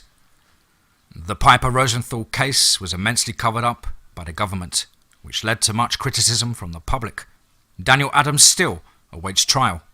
This case is unsolved, and while it has been officially closed, with the official verdict as Piper being murdered, Detective Inspector Charlie Lancaster has sworn to follow the case until he finds Piper Rosenthal. The Creatures of the Night. The Beast Within. Chapter 3. Let's get straight into that. 25th of September, 2019. The body of a 22-year-old girl was found, naked and with her head smashed in with a rock by the side of a stream, some miles outside Bollington, Cheshire, United Kingdom. Her wallet was also taken, but her credit cards and phone had been left behind. Police could not find a verdict, but many believed that Piper Rosenthal, a girl that had been previously thought to be dead, had popped up at a train station the day before, was responsible. These reasons came from the fact that the bare footprints were found leading towards the body, and bloody handprints were found on the underside of the rock used to kill the female. A day later, Charlie Lancaster woke up at his desk. He had a small pile of police reports being used as a pillow, and his black trench coat lay over his chair. A cold coffee lay untouched on the coaster. Charlie groaned. His neck ached from sleeping in a jaunty position, and he looked at his watch. 6:53 a.m. He sighed and rubbed his eyes. He'd been working overtime these past few days, ever since the couple were brutally murdered on the last full moon. His close friend, Oliver Hassan, was locked in shock, and the primary culprit, Danny Adams, was locked in police custody. The door at the end of his small office opened, and Sergeant James Clark appeared. "Morning," Charlie grunted. He kept his defected eye on the sergeant. James settled himself onto the chair on the other side of the desk. "I've been on the phone with Inspector Hawthorne. You know, the bloke up in Glasgow. And he says they checked all the CCTV at the station for the 24th, and they interviewed all the ticket inspectors for the train from Chester, and they came to a conclusion." James had a hint of excitement in his voice. He handed Charlie a document filled with interview papers. "They couldn't find Piper. She never showed up in Glasgow. We think that the farmers in the Highlands were lying about their cattle being slaughtered for media attention." Charlie's heart leapt. If Piper wasn't in Scotland, then he was still authorised to find her. He stood up. "Tell the boys in Northumbria to check the cameras in every station on that route." He picked up his coat and coffee. "Where are you going?" James asked. "I'm going to go talk to Danny Adams," Charlie replied before he left his office, leaving James alone. Charlie reached West Hampstead Police Station at 8 a.m. He took the front desk by surprise, but was able to ask for interviews with Danny Adams. He was escorted to Danny's cell and entered alone. He had brought a small amount of recording equipment and was hoping to interview Danny again. Unlike the last time, Danny was more cooperative. Charlie sat down and pressed the record button.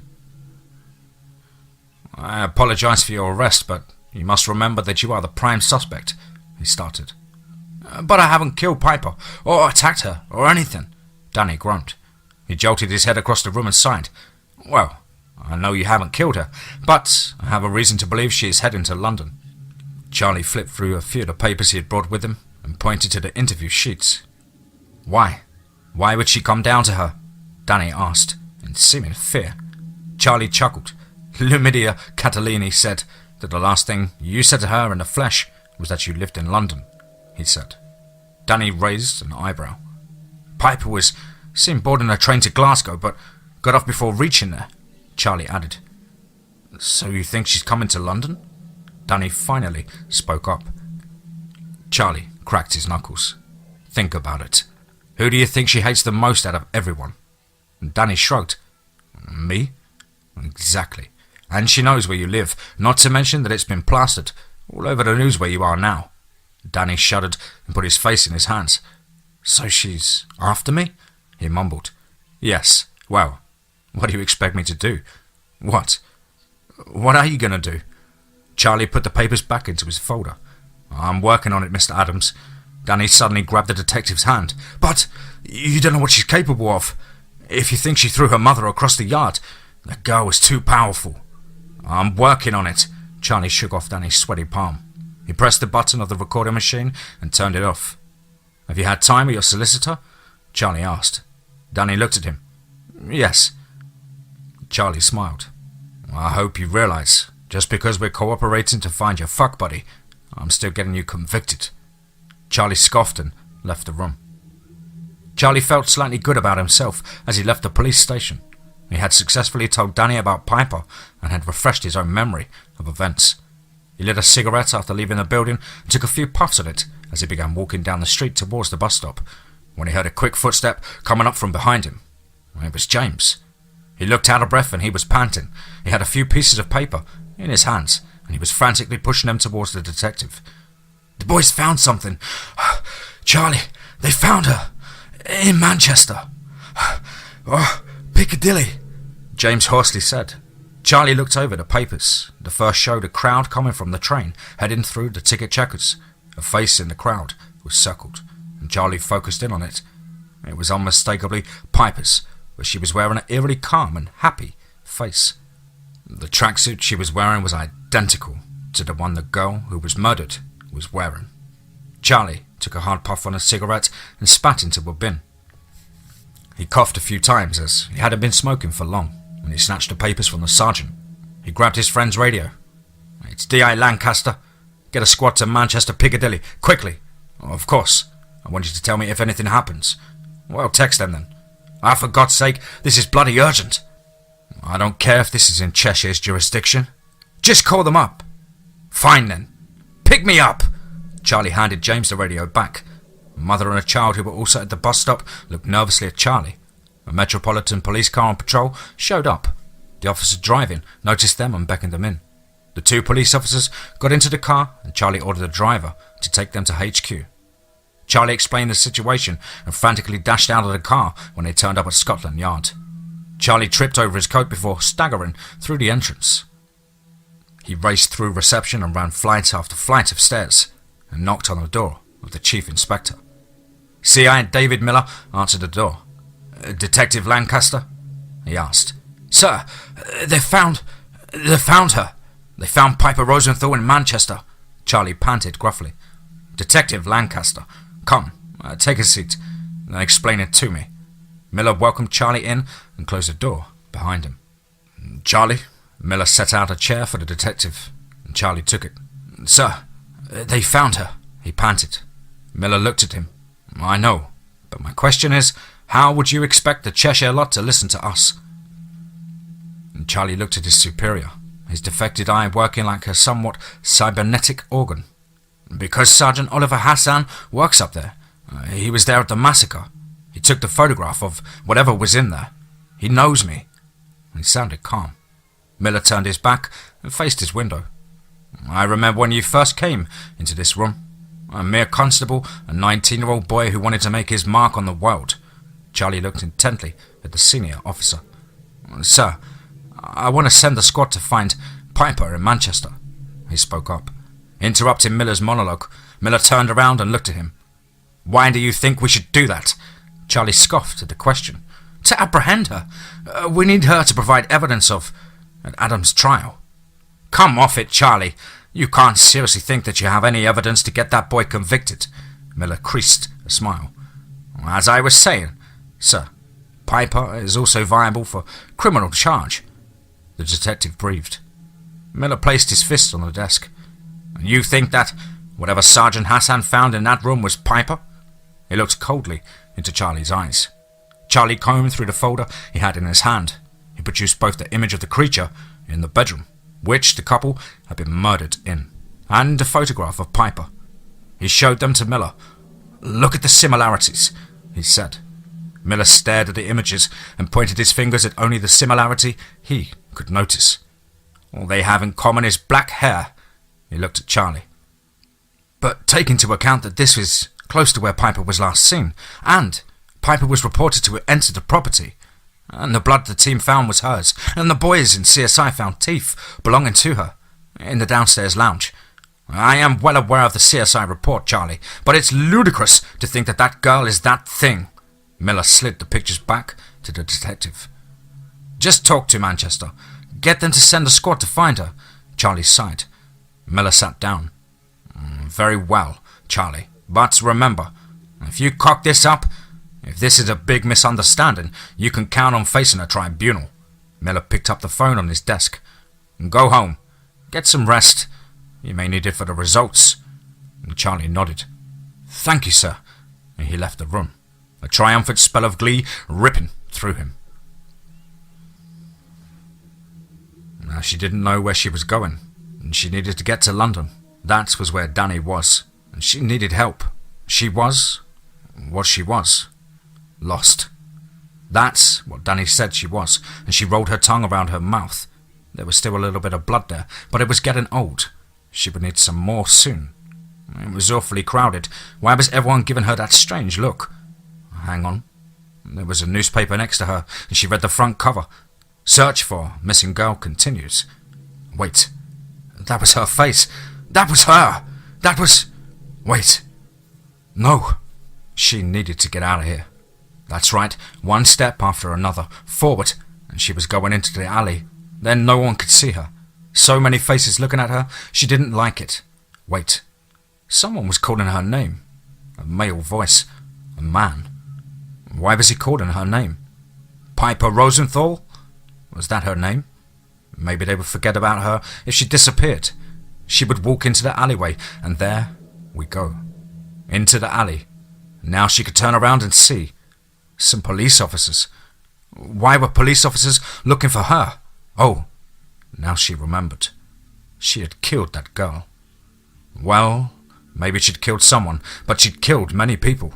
She hardly thought a young adult would matter. But now what? The two officers were looking at her, approaching her with looks of disgust. Hang on. Was she being arrested? Her mouth was speaking now. I haven't done anything. That was all right, good girl. Play it cool. But it wasn't working. They were closer now, and they were taller than her. They were arresting her now? Yes. They were putting her hands in cuffs. No, this wasn't going to happen so easily. She grabbed one of the officers by the throat, her cuffed hand grabbing his fist, preventing him from fighting back. And there we are. She grabbed tighter and tighter, and then she felt a soft crick, and he fell to the ground, dead. How sudden, how amusing. She was feeling something in her stomach, moving throughout her body, before she began to laugh. How funny that a strong, tough officer could be killed by a mere weakling. She was feeling something more than that though, and hummed in a sadistic tone. The other officer struck her with a baton. Ow! That hurt. She couldn't allow such a dangerous individual to mill around on these streets. The officer went in to strike again, but she was ready.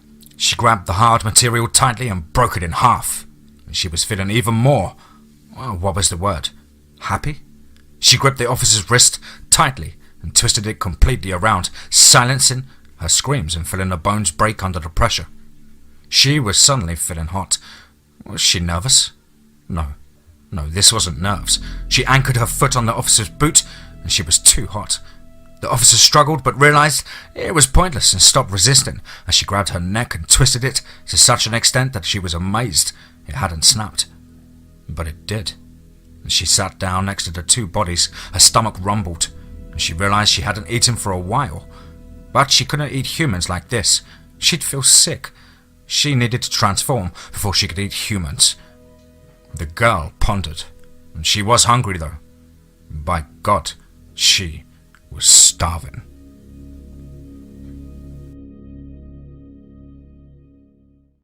Charlie shut his eyes open. His phone was ringing, blaring louder than it should have been.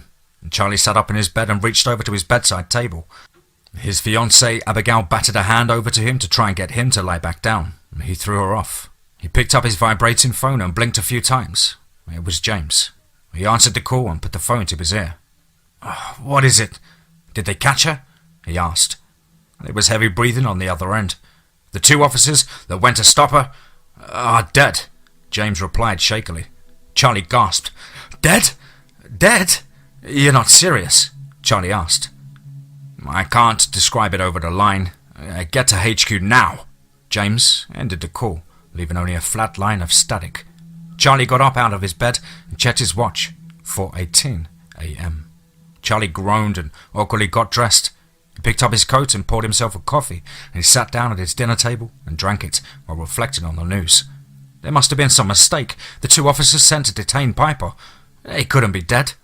Charlie looked at his brown liquid in his mug.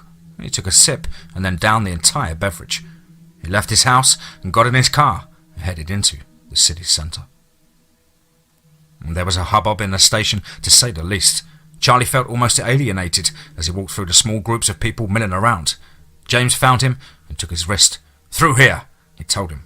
Charlie was taken to a small auditorium where a forensics team was sat with a few other officers Charlie didn't recognise. James bussed him into a chair and plopped him down next to him. One of the officers Charlie didn't recognise was sat next to him. He was a thin man with an obvious Arabic descent. He had well-kept black hair and dark brown eyes. Fancy seeing you here again. It was Oliver Hassan, the sergeant Charlie had originally interviewed Danny Adams with. What's the news? Charlie replied. Two officers went to find Piper. They didn't report back. We got a call at midnight saying that some students found the bodies. Hassan was cut off as a serious-looking woman walked into the room. Again, Charlie didn't recognise her. The room stood. The woman walked up to a stand and ordered for the lights to be dimmed. Keep your seats, she said. The room sat down. I am forensic psychologist Dr. Ingrid North. Now, you'll know why I am here. She pressed a button on what looked like a projector controller, and a picture appeared on the screen behind her. It was Piper. Miss Piper Rosenthal disappeared in August. She was then seen yesterday in Manchester. Two officers, Sergeant Thomas Davis and Sergeant Eliza Woodworth, were sent to intervene and detain her. Unfortunately, they did not respond to radio calls an hour later, and an hour after that a call was made saying that two bodies had been found in an alleyway. Dr. North pressed the controller again, and another image appeared on the screen. To say that shock hit the room was an understatement. The forensics team, as usual, were unfazed and were simply taking notes, but the officers on the other side of the room were mostly shocked. Hassan suddenly clenched the table with his left fist and gasped sharply. Charlie wiped his eyes and focused on the image. The two bodies in a police uniform were slumped over next to a dumpster. Both of their necks were limp, and the body on the left had a half of its torso missing, while the other wore a look of absolute terror. There was a lot of blood. Dr. North surveyed the musing officers before settling her eyes on Hassan. Sergeant, Do you need to take a minute outside? She asked. Hassan nodded and staggered outside. Charlie raised his hand. Yes, Detective? North asked, sternly. Any information on Miss Rosenthal? He asked. North flicked through some notes on the stand. She picked out a file. CCTV footage showed her entering the alleyway where the attack took place. The officers follow her in, and she comes out about 10 minutes later. The officers had no money on them when backup arrived. Piper re-entered the train station, and she boarded a train. It's currently unknown where the train is headed. North folded the document up. She looked at Charlie. Miller told me about you. She frowned. Weren't you the one that wanted this authorized? Charlie stared at his feet. He could feel the room looking at him. Hassan walked back into the room, his eyes darting around. He took a seat and nodded to North. If, as a result of Piper boarding the train, means she's heading to London, I want a vigil to be made at Paddington, St Pancras and Euston. I think I can speak for all of the Met here. I don't want her slipping through again. North flared at Charlie. And, Detective Lancaster, I don't want any mistakes this time. North picked up her documents and the lights were turned back on. Dismissed. Charlie looked over at Hassan. Why did you have her leave, Oliver? He asked. Hassan turned around. September 15th. I was the one who took the photo. I was the one who saw the carnage. If it's a similar incident then, it gives me flashbacks, Hassan replied. Charlie nodded. I need the boys at the stations notified. And Hassan stood up. May as well start now. If she's boarded another train, she may very well be there now. Charlie's eyes widened. Shit, he exclaimed. He grabbed his coat and stood up. Come on. Hassan looked dazed. He walked out of the room, unenthusiastically. And there she was, nearly there. Danny wasn't too far away, was he? Had she even planned on what to do when she found him? No, she'd probably kill him. The train was pulling into the station. It wasn't anything too prestigious, only standard class. Where was this station? London? Euston?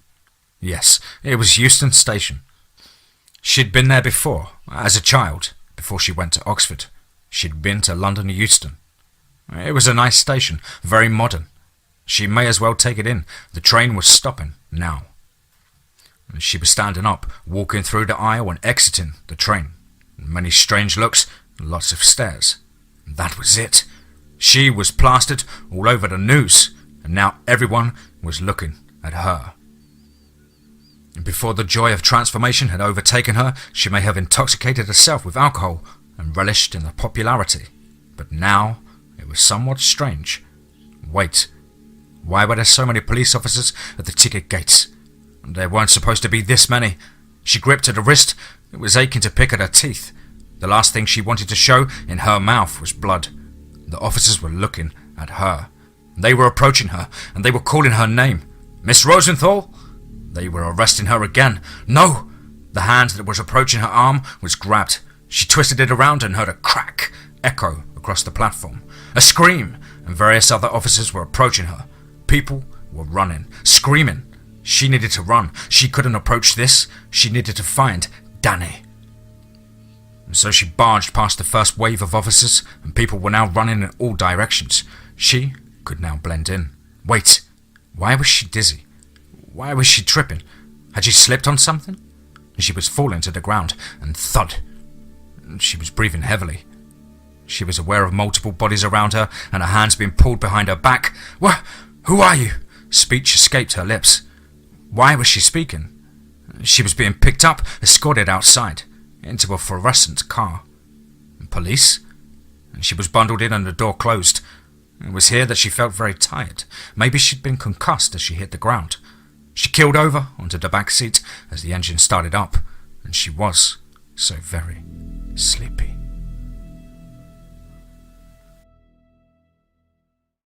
Charlie was, to say at least, very pleased to himself. Piper had been detained. She was in West Hampstead with Danny, but she hadn't met him yet.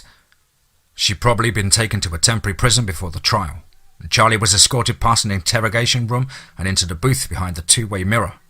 He was there with both Dr. North and Ollie. A tall woman with a steely gaze stepped into the room, carrying a small file. She sat down on one end of the table, located under a bright light. "Oliver has told me about Piper. He's met her family, and that's why he's here. Before you ask," North looked over at Charlie. "Hello, Charlie," Hassan said friendly. It was at this point when the door opened and a stocky, tall gentleman with thick uniform and a stab vest entered the room, followed by a tall yet thin girl with a pale skin and long black hair. She tottered in and sat down at the table. The gentleman closed the door and stood across it with his massive bulk. Piper looked around the room nonchalantly, and she was wearing a khaki jumpsuit different to the tracksuit she'd been found in. "Hello, Miss Rosenthal," the woman on the other side of the table said.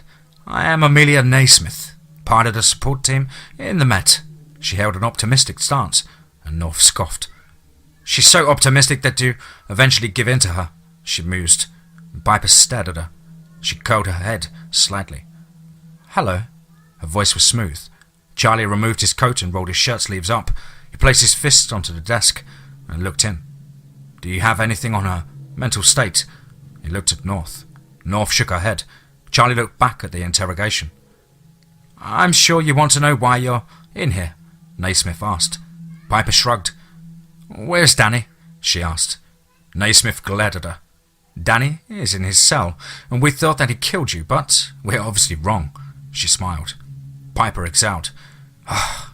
"I feel dead. I wish he did." She looked sad. "Well, I just want to ask you some questions. Is that all right?" Naismith looked touched by Piper's response. North rolled her eyes. "So, we'll start with the easy questions for now. What is your name?" Naismith looked at Piper, and Piper looked into space for a moment. "My name's Piper Elizabeth Rosenthal. I'm 20 years old."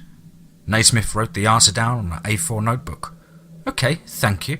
Now, how do you know Daniel Adams?" she asked slowly. Piper looked confused. "He was a boy in the university with me, but that's all." Naismith also wrote this down. "Thanks for that. Next question. What happened to you on September the 15th, the last full moon?" she asked, hopefully. Charlie leaned forward, so close that his nose was almost touching the glass. "The joy of transformation." Piper gave a sickly grin. Naismith exhaled before writing this down. "What is the joy of transformation?" she questioned. Piper looked at her like she was the stupidest person on earth. "It is when I can be free of myself from the constraints of this body, where I can metamorphose into the perfect creature." Piper's grin widened. Her eyes looked hungrily at Naismith, and Charlie looked round at Hassan. "Get Adams in here. If anyone asks, say I've authorized it." He spoke up. Naismith pursed her lips and wrote down the answer. "And what is this perfect creature?" she asked. Piper blinked slowly, her long eyelashes partially covered by her hair. "I become what all humans should be. I become what humans are fearful of. I become a combination of beauty." Piper patted her clothed breasts. "And horror." She opened her mouth and picked some dry blood from her teeth. Naismith looked pale. Her hands were shaking as she wrote down Piper's answers. It was at this point in which Hassan returned with a handcuffed Danny. North eyed him up and down. "Well, he suddenly looks like a criminal," she mused. "It's okay. You can uncuff him," Charlie said with a hint of compassion in his voice. Hassan nodded and did as he was asked. Charlie beckoned the now free Danny over. He pointed at Piper through the glass. "Is this common with the lost?" he asked. Danny looked at him. His green eyes looked far more dull than when he graduated. "Pretty much," he said. Charlie looked at Naismith. "She looks out of her depth here, Ingrid," he stated. North looked at him, then at Danny. "Send him in." She shot Naismith a glare through the mirror, and Danny sighed. "Jesus," he muttered as Hassan escorted him out of the room. Charlie opened a microphone to make contact with the room. "Amelia Naismith, you are dismissed." He spoke with zero emotion running through his voice. Naismith looked up at the speaker and gathered her things. The guard stepped aside as she left the room. "Piper Rosenthal, you are now going to meet Daniel Adams," he continued. Piper's ears pricked. She looked over to the two-way mirror and winked. Danny entered the room and the guard stepped back across the door. "Hello, Piper." Danny greeted the autonomous girl. Piper rolled her eyes. "Did you have to kill that couple?" he asked. Piper glared at him. "No, but no one said I couldn't," she smiled. Danny just scowled. "I didn't kill them either. I just dismembered them, and then I left." She leaned back against a chair, and Danny made a face. "What are you going to do with me?" he questioned. "I'm going to dismember you as well," she replied, coolly. Danny shrugged. "Go ahead."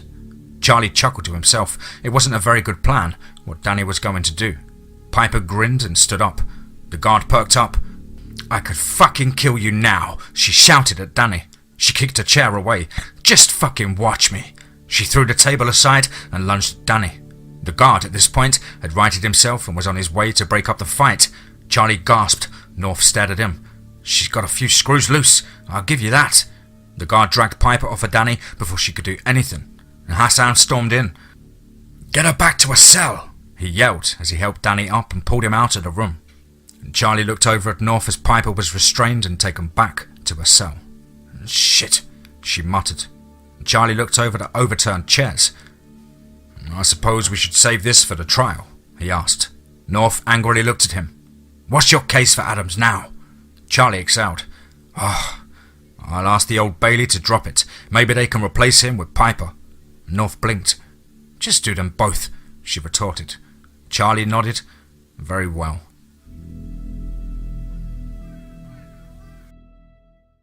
Ludmilla Cataline heard her family dog reach the letterbox before she had a chance to get there.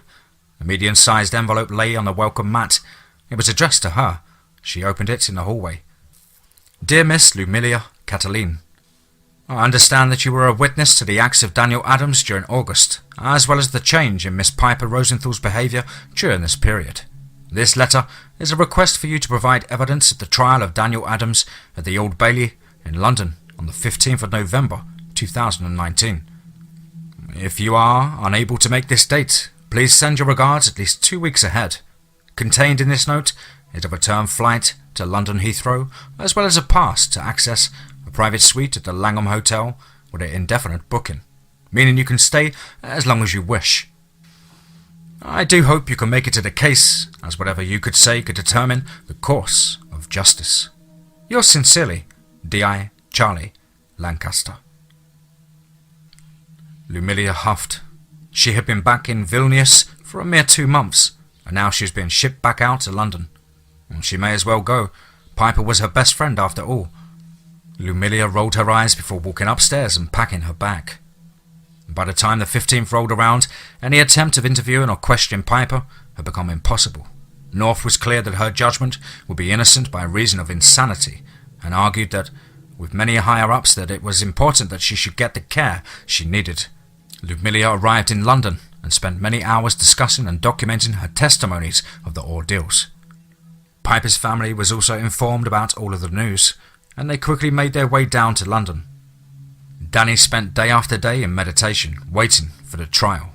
Charlie waiting for his opportunity to state his case. Whatever the verdict was, he needed to study this werewolf condition further. It was the 14th. Piper was a day away from her trial for 5 murders and injuring a police officer. Her mind was swimming with hundreds of emotions. Was she meant to feel excited, or nervous, or sad? She didn't know. Piper was lying on her bed in the jail beneath the courthouse. She didn't want to get up. She just wanted to stay here for the rest of time. Her body felt heavy, and she was tired, and she felt sick. She wanted to die. There was a heavy knock at the door, and Piper opened her heavy eyelids. The door at the corner of her cell was opened, and Charlie walked in. Piper sat up and blinked. "I don't want to be interviewed by anybody." Charlie stood in the middle of the room. It's all the new systems are asking for these days. She had grown to recognize Charlie. He wasn't a threat. Given that this might be your last night as a free woman, I have been given permission for you to leave your cell. There'll be guards everywhere, but it's the best I can do. He offered a thin smile, and Piper exhaled, before smiling. "My mind appears to have become clearer. You are a good man, Detective Lancaster." Charlie rolled his eyes. He wasn't easily flattered. "I asked ahead for some of your clothes from your home to be brought here. Charlie looked over to the door where Hassan walked in and gave him a package. Charlie walked towards Piper and handed her the small box. "I'll leave you here while you get changed." He turned his back and left the room. Despite his outward and kind actions, Charlie had quite a nefarious plan. His obsession with learning about the werewolf affliction had driven him to extreme lengths, and he had found a brutal solution. There was an expectation that a full moon would be in the sky over the next few days, and Charlie wanted to lure Piper into the city. Armed police would no doubt be summoned, and they would probably shoot the transformed Piper dead, at which point Charlie could have her body examined and further identify various parts of the affliction. He knew it was inhuman, but so was Jenna's smallpox vaccine and Pasteur's chicken cholera cure. Charlie breathed deeply after Piper left the room, dressed in some of her nicest clothes. A pair of black skinny jeans, a light pink vest, and a crop blue denim jacket, and she was wearing a pair of dark green Vans as well. Charlie couldn't help but bite his lip, and Piper had been held in custody for months, and she was clearly excited for this occasion, and Charlie was going to ruin it by having her go through pure agony. He assumed that, after countless psychiatric teams giving her therapy and mind hypnosis, her sadism and insanity may have retracted slightly. Charlie shrugged and picked up his coat, and Piper followed him out of the basement. Though no actual plan had been set up, Charlie wanted Piper to direct the evening. She was like a child, encouraging the detective to go everywhere. It was only 5 p.m, but the sun was beginning to set, and Charlie smirked. "We might as well go get a coffee," he spoke up. Piper turned around and looked at him. "Given that we can be out longer that way." Piper nodded and followed him to a pret-a-manger not too far away from where they were standing. It wasn't too busy, and Charlie intentionally chose a seat close to the window. Charlie looked up and spotted the moon. He smiled. Piper looked at him strangely before meeting his gaze. She blinked and then grinned. She pushed the table forward and braced herself. If she had been enthusiastic about the transformation before it began, one could not say the same thing now. Piper screamed through gritted teeth and stood up. The entire cafe looked over to her. Piper began shaking and put her hands to her face and clenched her teeth in agony as her nails floated off her fingers, leaving new claws growing from the bloody places. The same was happening to her feet as her hands began to convulse and grow. It had been months since Piper had turned, and she had long lost the ability to fight the changes. Piper screamed as her hands started to deform and curve, and she fell over as her feet stretched and then tore through her shoes and contorted. Her palms and soles began developing leathery pads, and black fur began sprouting from them. Piper whimpered and tried to stand up again, but to do so was so impossible. She had lost the ability to stand, unless in her feral state, and slipped straight over. Charlie intently watched the transformation unfold as people began backing away and picking up their things to leave. A man came up behind Charlie. "Is she all right, mate?" he asked. Charlie looked at him, a look of giddy excitement on his face. "I don't think so," he replied. The man edged away. Piper screamed again loudly in agony, so much it sent a chill through the almost automation state of Charlie as a towel grew from her spine, shredding through the seams of her jeans, and grew gradually longer to around 1.5 feet. Piper's violet eyes began to well up with tears as her bottom began expanding, and she looked shocked more than anything else, like she forgot how much pain she'd be in because of this. She didn't speak, only looked around in pain. Her eyes said everything. She wanted help, but didn't think anyone could give her any.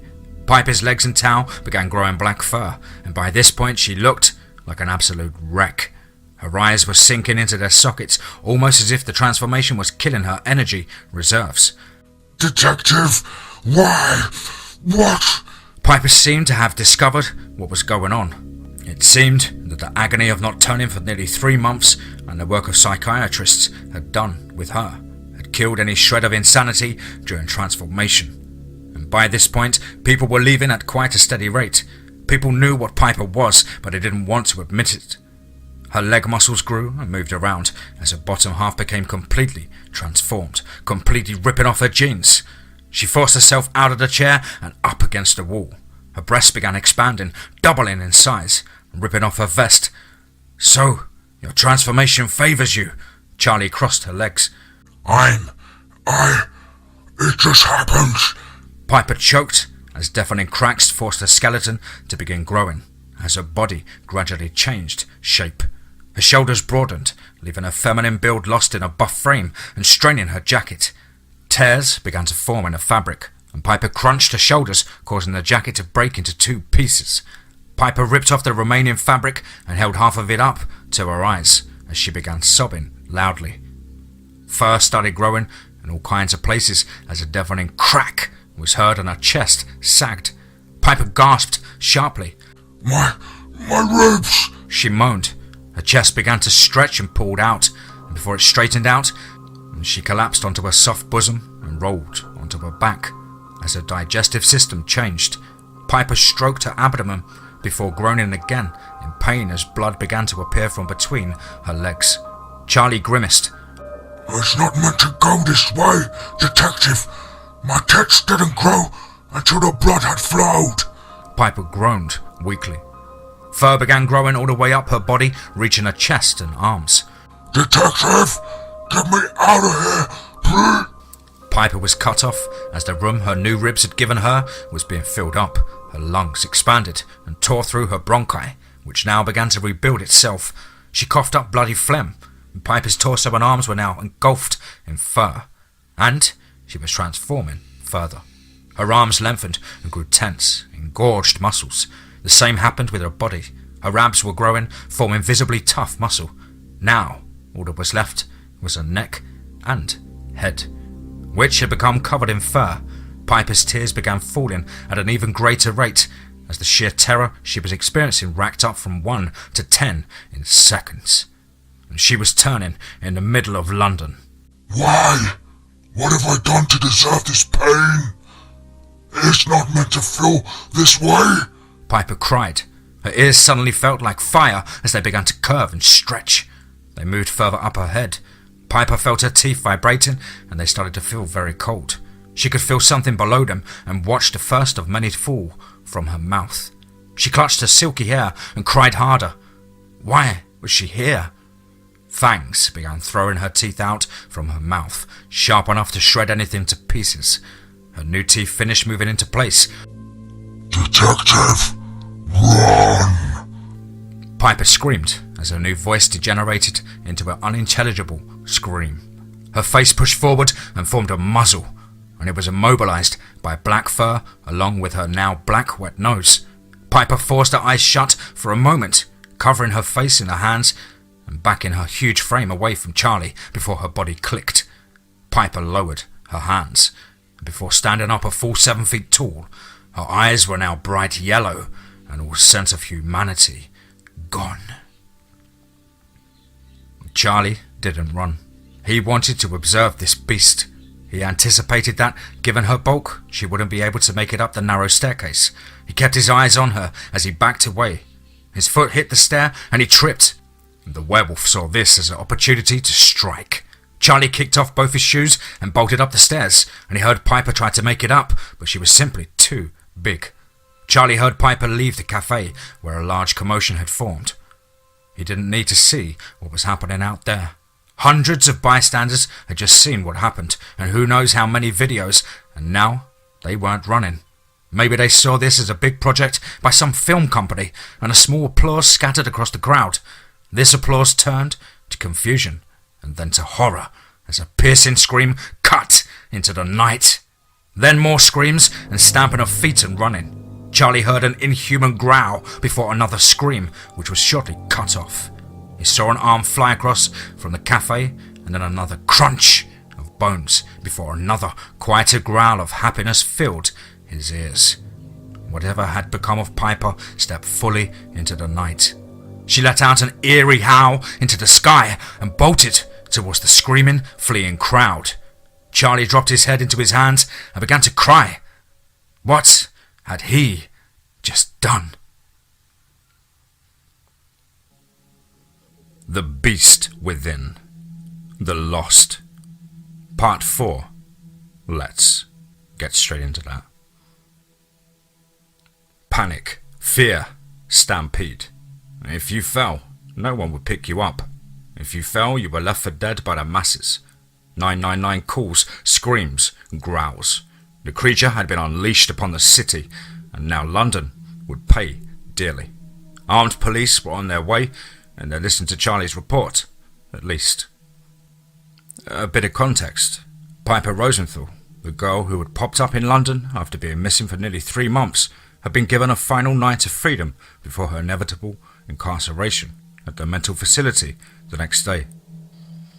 Unfortunately, this gift was part of a larger plan developed by a certain detective, Charlie Lancaster, in which she would be killed after reaching her werewolf form, and Charlie would be able to further experiment on her.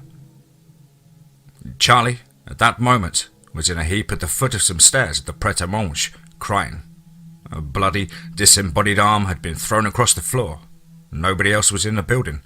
They'd left when Piper had begun to transform. Charlie had stayed there, watching her, instead of running away while he had the chance. She had now been unleashed into London. A 7-foot-tall killing machine. And Charlie thought that Piper's first victim of the night would have run, but he was far from correct. Everybody who had witnessed Piper exit the cafe in her werewolf form was running. There must have been a couple of hundred people there, and Charlie knew that a few 999 calls were probably made. And if the officers had listened to his report, then they'd know that this was important. Armed police, probably. And talking of which, right on cue. And there were heavy footsteps before a commanding voice yelled, "Armed police!" And Charlie sat up. "It's just me," he weakly spoke. A masked officer appeared at the entrance of the stairs. "Where's everybody else?" he asked. Charlie shook his head. "The fleeing masses." The officer handed Charlie his shoes and turned around to signal to a few more officers. Charlie pulled on his shoes and stood up. The officer escorted him outside. "We have backup on the way. You can give a testimony then if you want." The officer nodded. "I'm a detective, you prat," Charlie angrily retorted before shoving his badge in the officer's face. The officer backed away. "My mistake, sir," he gruffly apologized. "I know what has happened." Charlie, following his own strategy, quickly seized the initiative. "We need to follow the crowd. Inform the backup about your movements. Check the bodies," he ordered. The squad, 7 strong, left behind a police van. 2 stayed behind, while Charlie led the squad commander and assumed sergeant, and the other 4 towards the remnants of Piper's first death toll. There were a few dead bodies, around 4. Surprisingly, only 2 were mauled, while the others seemed to have been crushed in a stampede. The officers spread out before one yelled towards the others, "There's a live one here!" The other officers approached his comrade with safeties off, rifles slung over their shoulders, while Charlie approached cautiously. A young man, maybe in his early 20s, had a large, bloody bite mark on his leg. "What are his injuries like?" Charlie asked. The officer looked at the detective through their mask. "Only a flesh wound, sir. Given your report, I'm amazed he came off so well." And there was a pang of excitement in her voice, almost as if it was her first time out in the field. Charlie's jaw dropped. "Shit," he shouted, ran towards the hyperventilating man. He remembered to one of the interviews he'd given Danny. Bite marks. The man looked at the detective, and then at his leg. "Sergeant!" Charlie yelled. The sergeant appeared behind him. "Yes, sir?" he asked. "Shoot him!" Charlie abruptly said. The sergeant looked at him, and he raised his visor. "What?" he gasped. "You heard me! Shoot him!" Charlie responded. The whole squad looked at Charlie, including the man. "Get his trousers off," Charlie asked the officer, on the ground helping the man. She did as she was asked. "If he's just been bitten by a creature with a bite force strong enough to crush his skull, then where the fuck is the wound?" Charlie pointed to the man's leg. The sergeant looked closely. There was no wound. "Maybe blood splashed on him," he replied. "His trouser is torn." "This boy's been bitten by a werewolf. In a few minutes he'll be just as dangerous as Piper," Charlie argued. The sergeant backed away. "I'm not shooting at innocent." "Oh, you'll be happy when he tears your body into 2? Charlie retorted. The sergeant shook his head. "I can't." The man looked at Charlie, tears in his eyes. Unfortunately for him, the moon was right next to the detective's face. The man howled in agony, and Charlie exclaimed, Why do I have to do everything myself? He quickly yanked out the sergeant's holstered pistol, checked for ammunition, switched off the safety, took aim, and fired twice. The man went limp, 2 small bloody holes in his skull. The squad fell silent. And no doubt there are more of them, Charlie growled. Wait for backup, and then we'll pursue her. Backup arrived promptly. The van pulled up next to the first. Charlie talked to the commander of the fresh batch, and he was given command of the new 7 and nodded to them. Oliver Hassan stepped out of the passenger side van, nodding to Charlie, and 3 members of the other squad followed suit, and Charlie and Oliver found themselves in charge of 10 armed police officers. Get CSI down here. There are a shit ton of bodies to come, Charlie calmly spoke. He followed the screams. Euphoria. That was the one word she was feeling, as her claws fell through flesh like bread and her teeth clamped down through bone. She could claim her revenge, maybe even raise an army of monsters to follow her will. Only one bite, a gentle nick. She saw some runners enter a building, a shop. She saw the attendant lock the door and turn all the lights off. Why were they running from the joy of transformation? She shrugged and prepared herself for a run-up. She backed up slightly before launching her 250-pound bulk at top speed into the locked reinforced glass door. Faster, faster, speed, smash! Glass was going everywhere. She could enter the shop now, and she approached it. She couldn't get in. She was too big. She was growling loudly and tore the doorway out of the building's superstructure.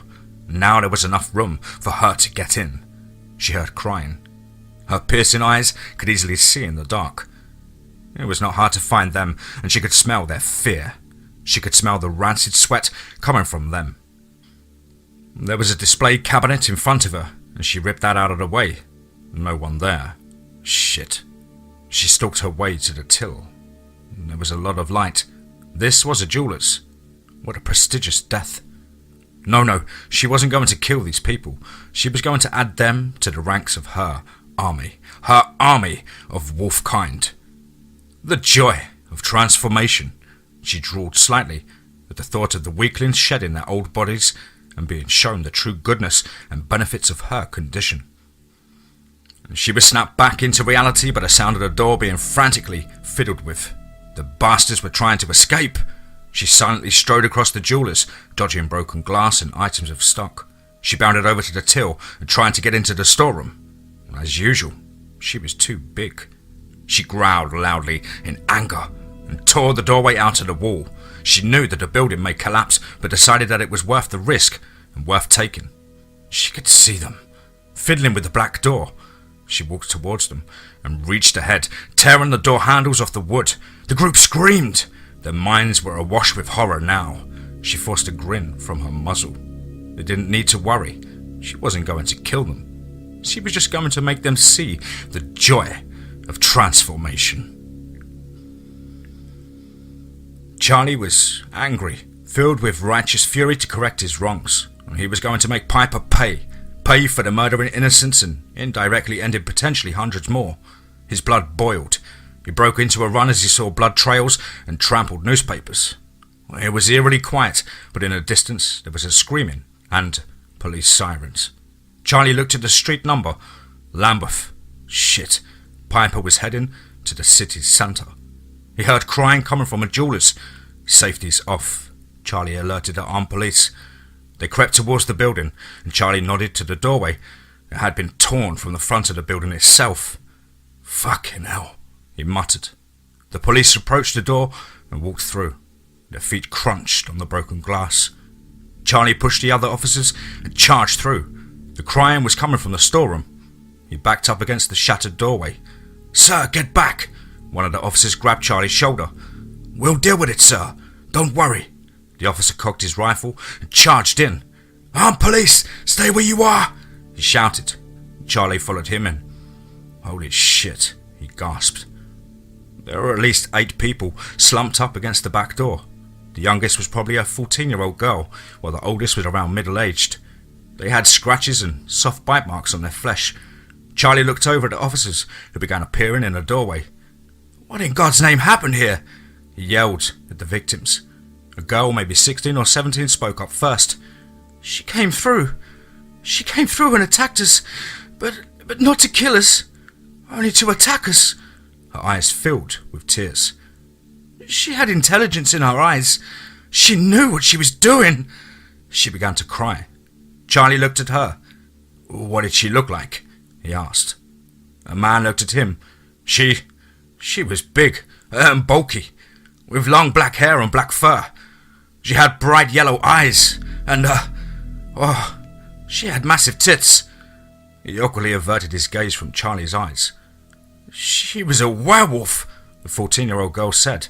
Charlie looked at the officers. Kill them all, he snarled. The victims looked in shock. The leading officer shoved Charlie out the way. They're injured, you prick. I'm not going to listen to you, you eating twat who can't shoot. He raised his visor. Charlie smirked. Given that I've already killed a man tonight. Oh, fuck off. I'm not killing a civilian. The officer shouted. Enjoy death, Charlie calmly replied. The other officers thought back to his report. Bite marks and scratches will make them werewolves like her. I'm sure you don't want more of them. Charlie looked coldly into the officer's eyes. The man gulped. Very well, detective. The same girl looked at him. How could you? You're meant to protect us. She was cold with fear. Charlie stared into her tear-struck eyes. I would protect you if I could, but you see, that ship has sailed. Charlie left the room. Gunfire shot through the shop for a few seconds before it stopped. A thin whimper was heard before the roar of military-grade weapons continued for another few seconds. Fear. Fear was spreading across London. People were locking their doors. People were hiding. People were watching their backs. This was perfect for Piper, as it was easy to find victims, not only to add to the ranks of her army, but to give them enough food when the joy of transformation reached their virgin minds. And she was easy enough to track, and any door that was bashed in had the house promptly raided. By the time Charlie's team got to North Lambeth, approaching the river, they had already requested more ammo and fresh backup. Piper needed to reach the centre, enough victims for an army to be unleashed upon humanity. Her vengeance was unquenchable. She would make the humans who were turned against her for murder pay. Some may call her a psychopath, sure, but she was more than that. It was this that scared Charlie the most. Piper knew exactly what she was doing. She knew where she was going. She wasn't in a blind rage. He was running out of time, and she needed to be stopped before she made it towards Westminster. He radioed ahead. This is Detective Lancaster. I need armed police units on every bridge. Evacuate all bridges along the Thames. Safety's off. He received an affirmative and continued pursuing Piper. Oliver Hassan was seeing a different side to Charlie than earlier. Maybe he was so stressed with containing this outbreak that he was doing this. Oliver had lost count how many times shots had been fired, how many times he'd looked into the eyes of innocents in the wrong place at the wrong time. And before the order was given to shoot, and a howl of gunfire tore their gaze into dead expressions. Oliver needed to put a stop to this. If Piper could be killed in Westminster, then that would save North London.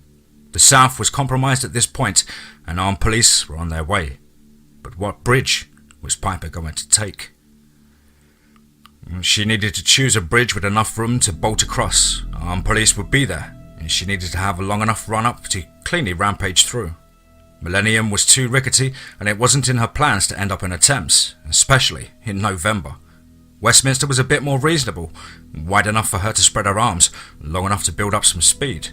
She just had to count on the police not blocking the bridge. No, they wouldn't.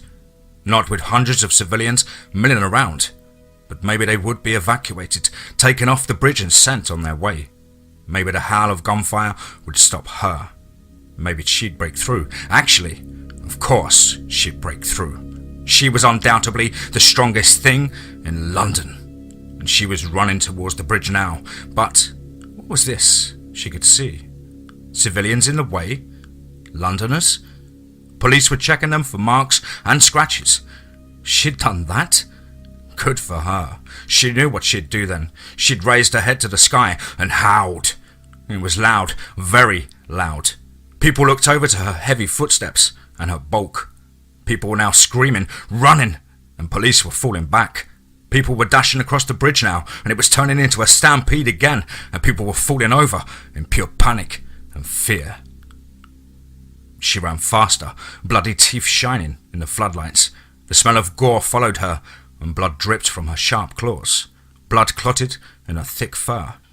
Her eyes glinted bright yellow, and staring hungrily at the fleeing crowd.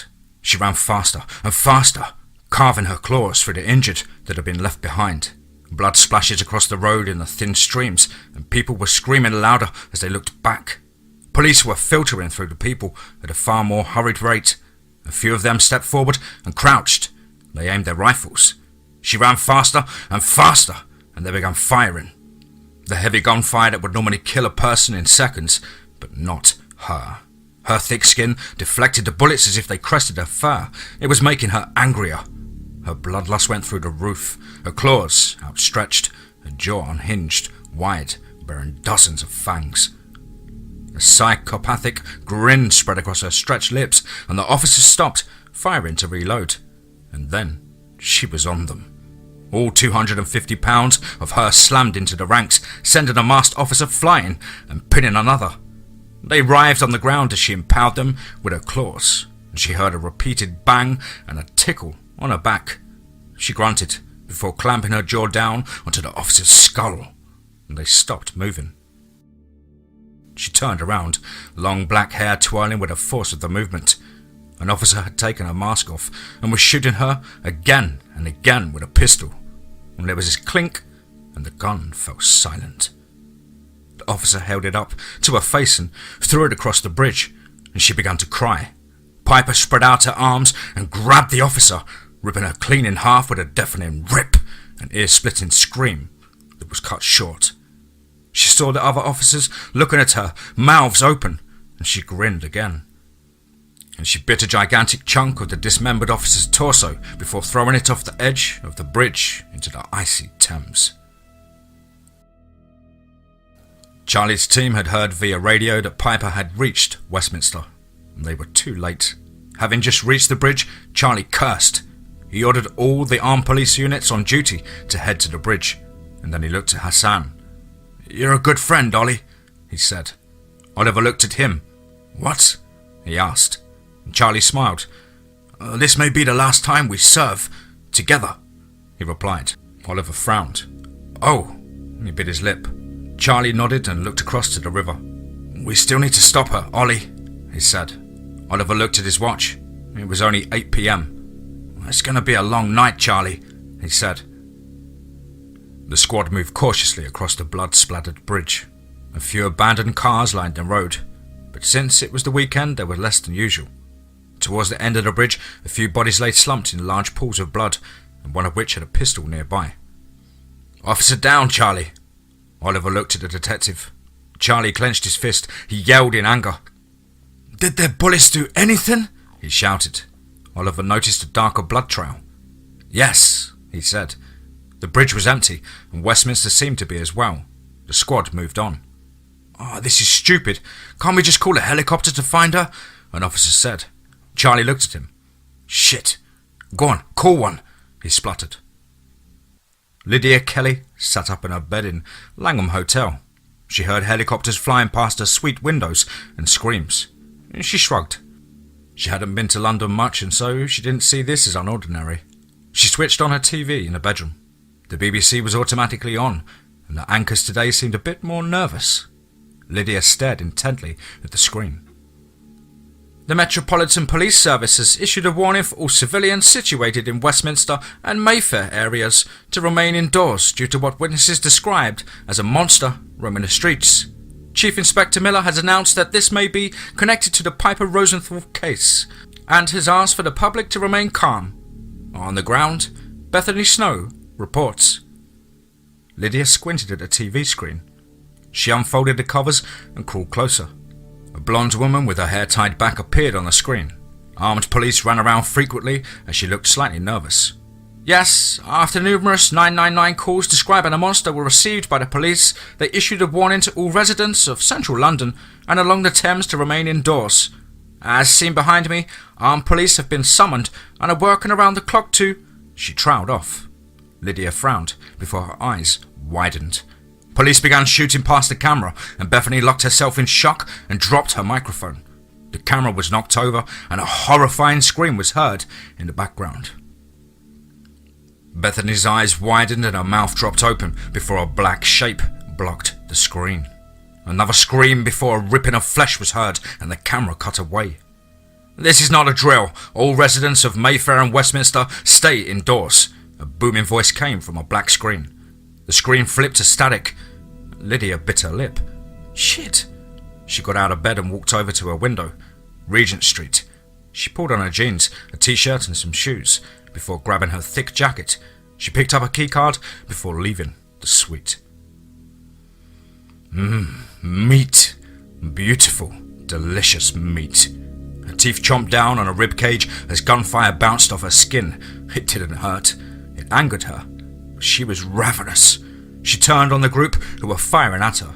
Her appearance alone, mouth smeared with blood, some of which was dangling off her chin, gore coating her paws and claws, and holding a decapitated head by the hair, was enough to throw them off of even the toughest officer. She let them go as they ran, and she would grant them mercy. The news reporter had been ripped in half, and that was good to just reach in for the juicy organs quicker. The sweet blood rolling off her tongue, and she grinned. And she wished in some ways that she didn't have the muzzle. Then she could access the red liquid much quicker. She stretched out and threw the head into the air. She hadn't seen any of her army rise yet. Shame. It didn't matter for now, though. For now, she could feast on the meat. Beautiful, delicious meat. Charlie realized that nothing was working. Gunfire bounced off Piper's thick skin. He suddenly thought to himself, Silver. He looked at the arms unit that were with him, and then thought back to his superstitious mother. She kept a box that she'd give to Charlie shortly before she died. That had been passed through the generations. She had told him to only open it when he absolutely had to. Charlie gulped. The fate of London was resting on what was in that box. He needed it here, with him, now. In the house in South Kensington, Abigail didn't know why Charlie was taking so long, and she was dressed up to greet him when he got back home from work. Her tight lingerie was uncomfortable, and she was hoping that Charlie would come home quickly so she could get it off. And suddenly, as if it was planned, her phone began to vibrate. It was Charlie. Abigail held the phone up to her ear. "Hello?" she asked. Her fiancé panted on the other end. "Abby, you know my mother's box set? It's in my study." Abigail looked at her hallway to Charlie's study.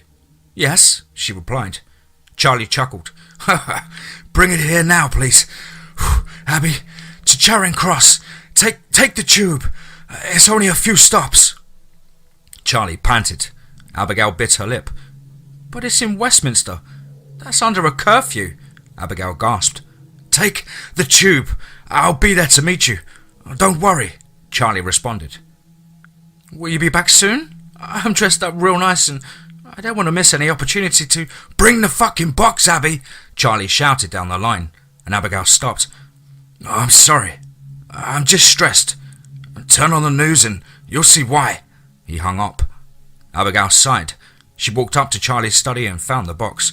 It was heavy and had the Lancaster coat of arms carved into ornate fashion in the woodwork. Abigail huffed. She grabbed her coat and some shoes and left with a rail pass and the box in each hand. Charlie wasn't waiting in a deserted station when she arrived, and Abigail's heart rate began to increase as she exited the dark station, even consulting her phone as a flashlight to get up the stairs. Distant gunfire could be heard, and Abigail was getting more nervous and closer she got to the entrance. Behind the ticket booths, a few splotches of blood and footprints headed into the station. Abigail gasped. She was on the brink of losing it. She hopped over the booth and stepped into the night air. Armed police, more blood, and bodies. Abigail screamed. An officer walked over to her. "Get indoors, ma'am. Didn't you hear the broadcast?" they yelled. Slightly distorted through their visor, Abigail was now on the verge of tears. She was not ready for this. She just wanted Charlie. "I've got this for Charlie," she stuttered in fear, and the officer nodded. "Give it here then. I'll be sure to hand it to him." The officer reached for the box. "No, I want to give it to him." Abigail recoiled. The officer went to grab her shoulder and she ran out of the way and dashed across the street, crying for the detective's name. Charlie heard light footsteps and sobs coming from behind him. He turned around and it was Abigail. Oliver looked in the direction too. Abigail ran at full pelt the moment she saw Charlie, and she ran into his arms, wrapping herself tightly around him. "I want to go home. I've seen too much," she cried, and Charlie sighed. "I have to deal with something first," he replied calmly. Abigail looked up at him with her tear-streaked blue eyes. The mascara she was wearing had begun to run, and Charlie kissed her on the lips. "It's not safe if I leave," he said, and Abigail nodded. "Come on." Charlie held her hands tightly. He took the box from her and walked her back to the station. And she was silent. She was shaken. She was terrified. Charlie stepped into the darkness of the station, and there was nothing there, only silence. Abigail followed him as they walked across the main hall towards the ticket booths. Charlie was about to help his girlfriend over the gates when Abigail screamed so loudly she began panting wildly and pointed. Charlie suddenly became very aware of hot breath on his shoulder. He turned around, seeing a leering, monstrous face, black fur, snarling, gory fangs, and glaring yellow eyes. It was Piper. Charlie's eyes widened. The werewolf swung her muscly arm towards his face, and bloody fangs gleaming from the streetlights outside. Abigail pulled his body back, missing Piper's claws by centimeters. They had dodged the first swing, and Piper, not expecting this, clumsily staggered onto her feet as a heavy arm grasped at the air. But it was short-lived. She was quickly back in the room, her long hair swaying with movement. She grinned as she saw Abigail's tear-streaked face. She dived at the terrified girl before a double shot knocked her from her lunge. Abigail screamed. Charlie looked up to see the werewolf picking her huge frame up off the ground and darting for the entrance. Hassan stood in a doorway to the train station, a pistol smoking in his left hand. "Are curfews in place for your girlfriend too?" he asked sarcastically, and Abigail embraced Charlie tightly. Her long hair was wet with sweat. Charlie could feel something warm on his arm. Tears, probably. He looked at his friend. "Thanks will be enough." Oliver rolled his eyes, and Charlie nodded. "Thanks." He looked at Abigail and kissed her on the forehead. Oliver walked forward and squinted. "What's that on her arm?" he asked. Lydia walked down the stairs. The elevator was out of action or had just been stopped manually. The building was completely silent, not a sound. All that could be heard was infrequent distant gunfire. She looked behind her cautiously. If security caught her, she'd be arrested and probably taken back to her room. And she was violating a lockdown after all. Lydia made her way down the carpeted stairwell until she reached the ground floor. The front desk was manned by a well-dressed employee, and she was reading with a small light. As the lobby was pitch black, she looked up as Lydia tiptoed towards the fire exit. "Miss, where do you think you're going?" she asked. Lydia turned around. "I'm going out for a cigarette," she replied. That wasn't entirely a lie. She had just started smoking after all. Only problem was, she was permanently strapped for cash and couldn't afford the luxury, but most of her friends in Dublin had access to the commodity. The clerk frowned. "I'll have to call security.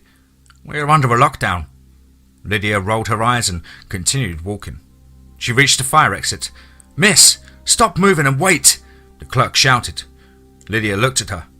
"I've seen worse than a guard," she said, before quickly pushing down on a bar and bolting into the autumn night air. "What?" Charlie looked at Abigail. Her arm was bleeding. Several marks lay in her skin. Charlie looked in and pulled out a small red shard. Abigail flinched and looked at him. Charlie looked at it and wiped the blood off. It was a broken piece of tooth. He looked at Abigail. "She got you," he said. Abigail's eyes widened. No, I'm fine." She began to cry. Oliver reloaded his pistol and Charlie looked at him. "Wait, Ollie!" he yelled. Oliver cocked the gun.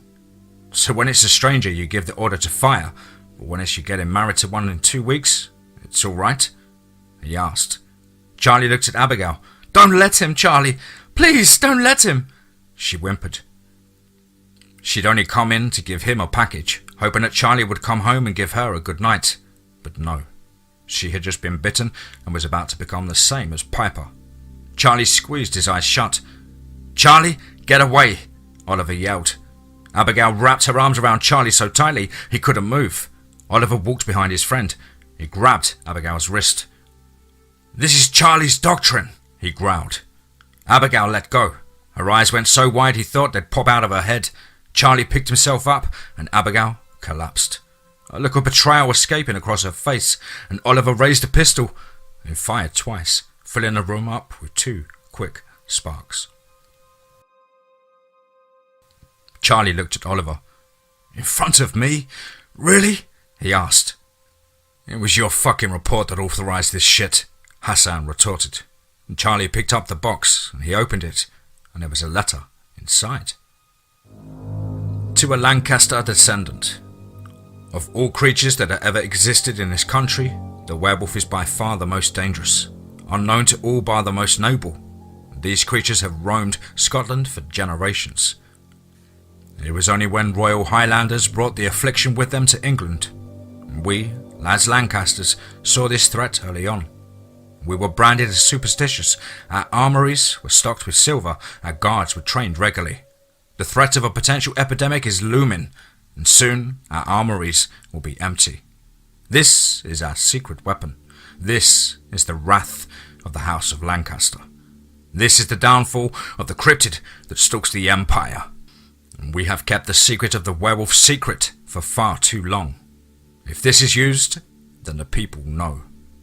Godspeed, circa 1894. Charlie folded the letter up. He took a sheet of leather engraved with a house motto off and looked at the contents. A 6-shot revolver with 6 silver bullets. Charlie wasted no time in loading a gun. "I don't care what I said. I'm killing her." He angrily stared at Hassan and he left the station.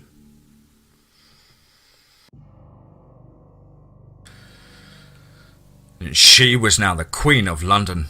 The stinging sensation of the bullet lodging in her ear had left her, and she had climbed a building, and now she was looking down on her city. Blood, bones and gore, all had been spilled to give her this title. Her army hadn't risen up yet. Shame. She was waiting for the cacophony of howls to return to her. She let out another one for good measure. Nothing. Silence. A few helicopters crossed the night sky, and she howled again to allow the fear to sink into the city. And this time, however, a call came back. It was young, fresh, inexperienced, and maybe it was found. She jumped off the flat roof building and landed on a car, crushing the roof and setting off the alarm. She ran off to follow the howl. Closer now. Closer. Regent Street. It was on Regent Street. She was getting closer now, and she could smell it. Charlie mimed the howl on Regent Street. The remnants of the armed police unit sitting against the walls. They had lost morale and ammo, and were just waiting for death. "It's suicide, Charlie. You're risking the life on everyone here on the bet that she'll stop after you shoot her? Oliver, didn't you get it?" Charlie looked at him. "I have this. Silver," he replied. Oliver joined the officers. "We'll wait," he said, and Charlie stood in the road, waiting for her, Piper, to arrive. And she could see the vague outline of a man in the road. Nothing much. She cut him down easily, and she leered her fangs and bounded quicker and quicker. She grinned widely, thinking of the blood running down her tongue, and she drooled. The figure was getting closer and closer. It was familiar, though. It was Charlie. She licked her lips. Revenge was sweet. He had something in his hand. A gun? Stupid. Bullets bounced off her. Indestructible. She was closing in. 100 meters. 75. 50. 20. Charlie raised the weapon. She saw the bullet glint in the barrel. 10 meters. She savoured the taste of his flesh. Bang! And with a soft whimper, Piper's speed was sawn in half. Charlie's shots had gone directly in her left shoulder. She looked more shocked than anything else, and she didn't think bullets could harm her. Charlie fired again, directly into her leg, and with a louder groan she collapsed. The crunch of the bone signalled to Charlie that a shot had broken her leg. She fell face down onto the floor and skidded across the tarmac of the road. Another shot, and through the right side of her body this time. It entered through her shoulder and was embedded in her lung. She gasped sharply, and Charlie emptied his barrel, releasing a hail of bullets into Piper's abdomen. He dropped the gun, standing in front of the dying beast. A click-clack of shoes could be heard from behind the detective, and he turned around. Lydia Kelly. She ran as fast as she could, and though Charlie couldn't see, Piper began to revert into her human form, and she shallowly panted as her lung began to fill with fluid. Lydia barged past Charlie, grabbing her friend and crouching down onto the ground. Her naked body glistened with blood and gore, but 6 deep wounds could be seen in her flesh. Piper held a bloody hand on her abdomen, and Lydia sat down and holstered the girl onto her lap. Fucking help! She yelled at the officers. They didn't move, too shocked to stand. Piper wiped her hand on Lydia's neck. You were always my best friend. She weakly spoke. She breathed heavily, and her breath rattled with each movement. Lydia clutched Piper's cold hand. Same here. Same here. She smiled, and Piper began to cry. I'm sorry for... She struggled, and Lydia hushed her. I know. She too began to cry. Piper looked into the sky. Her cold skin seemed paler than usual, her violet eyes standing out like lanterns. I don't want to go, she whimpered. It was Danny's fault. Get him convicted, please, she gasped. It seemed that near death, the lost would return to their normal state.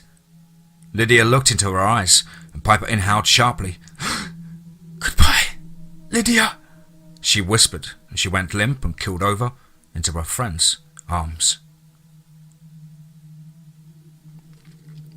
Charlie looked at Piper's dead body. He didn't bother to tell Lydia Kelly to step away. The first cracks of dawn broke the horizon. He reached into his coat and produced his radio. It's Detective Lancaster. Lift the curfew. Piper's dead. And he spoke into the speaker. There was a static before a voice came back.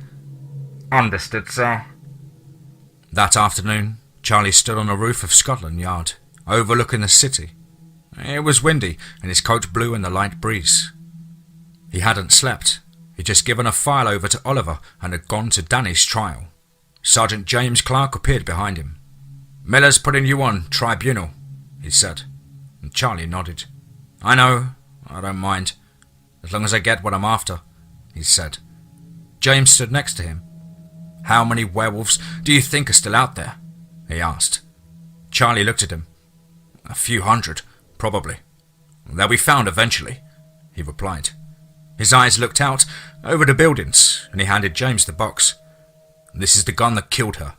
If you want it, it's yours. James took it. He was about to leave. Listen, at your tribunal, just remember, you got the job done.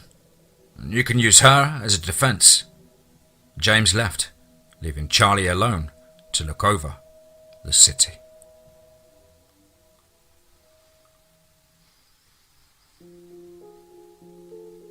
Wow. Absolutely stupendous, wonderful, heart-racing story there. Thank you so much, WolfInSpace. Absolutely amazing writer. I'm so proud and blessed to have you on the show as one of our writers. Thank you so much for your dedication, your input, and your support, of course. Guys and girls, you know the drill. As ever, please do let us know down below in the comments what you thought. Please do like and share. It really does help build the channel and our community further. And of course, don't forget to hashtag TeamFEAR. That will be it for this series for a little bit, but hopefully WolfInSpace will be touching back on this one with a little twist in the near future. As ever, guys, I hope you've all had a wonderful working week and are looking forward to a relaxing weekend. But above all, remember, be safe, not sorry.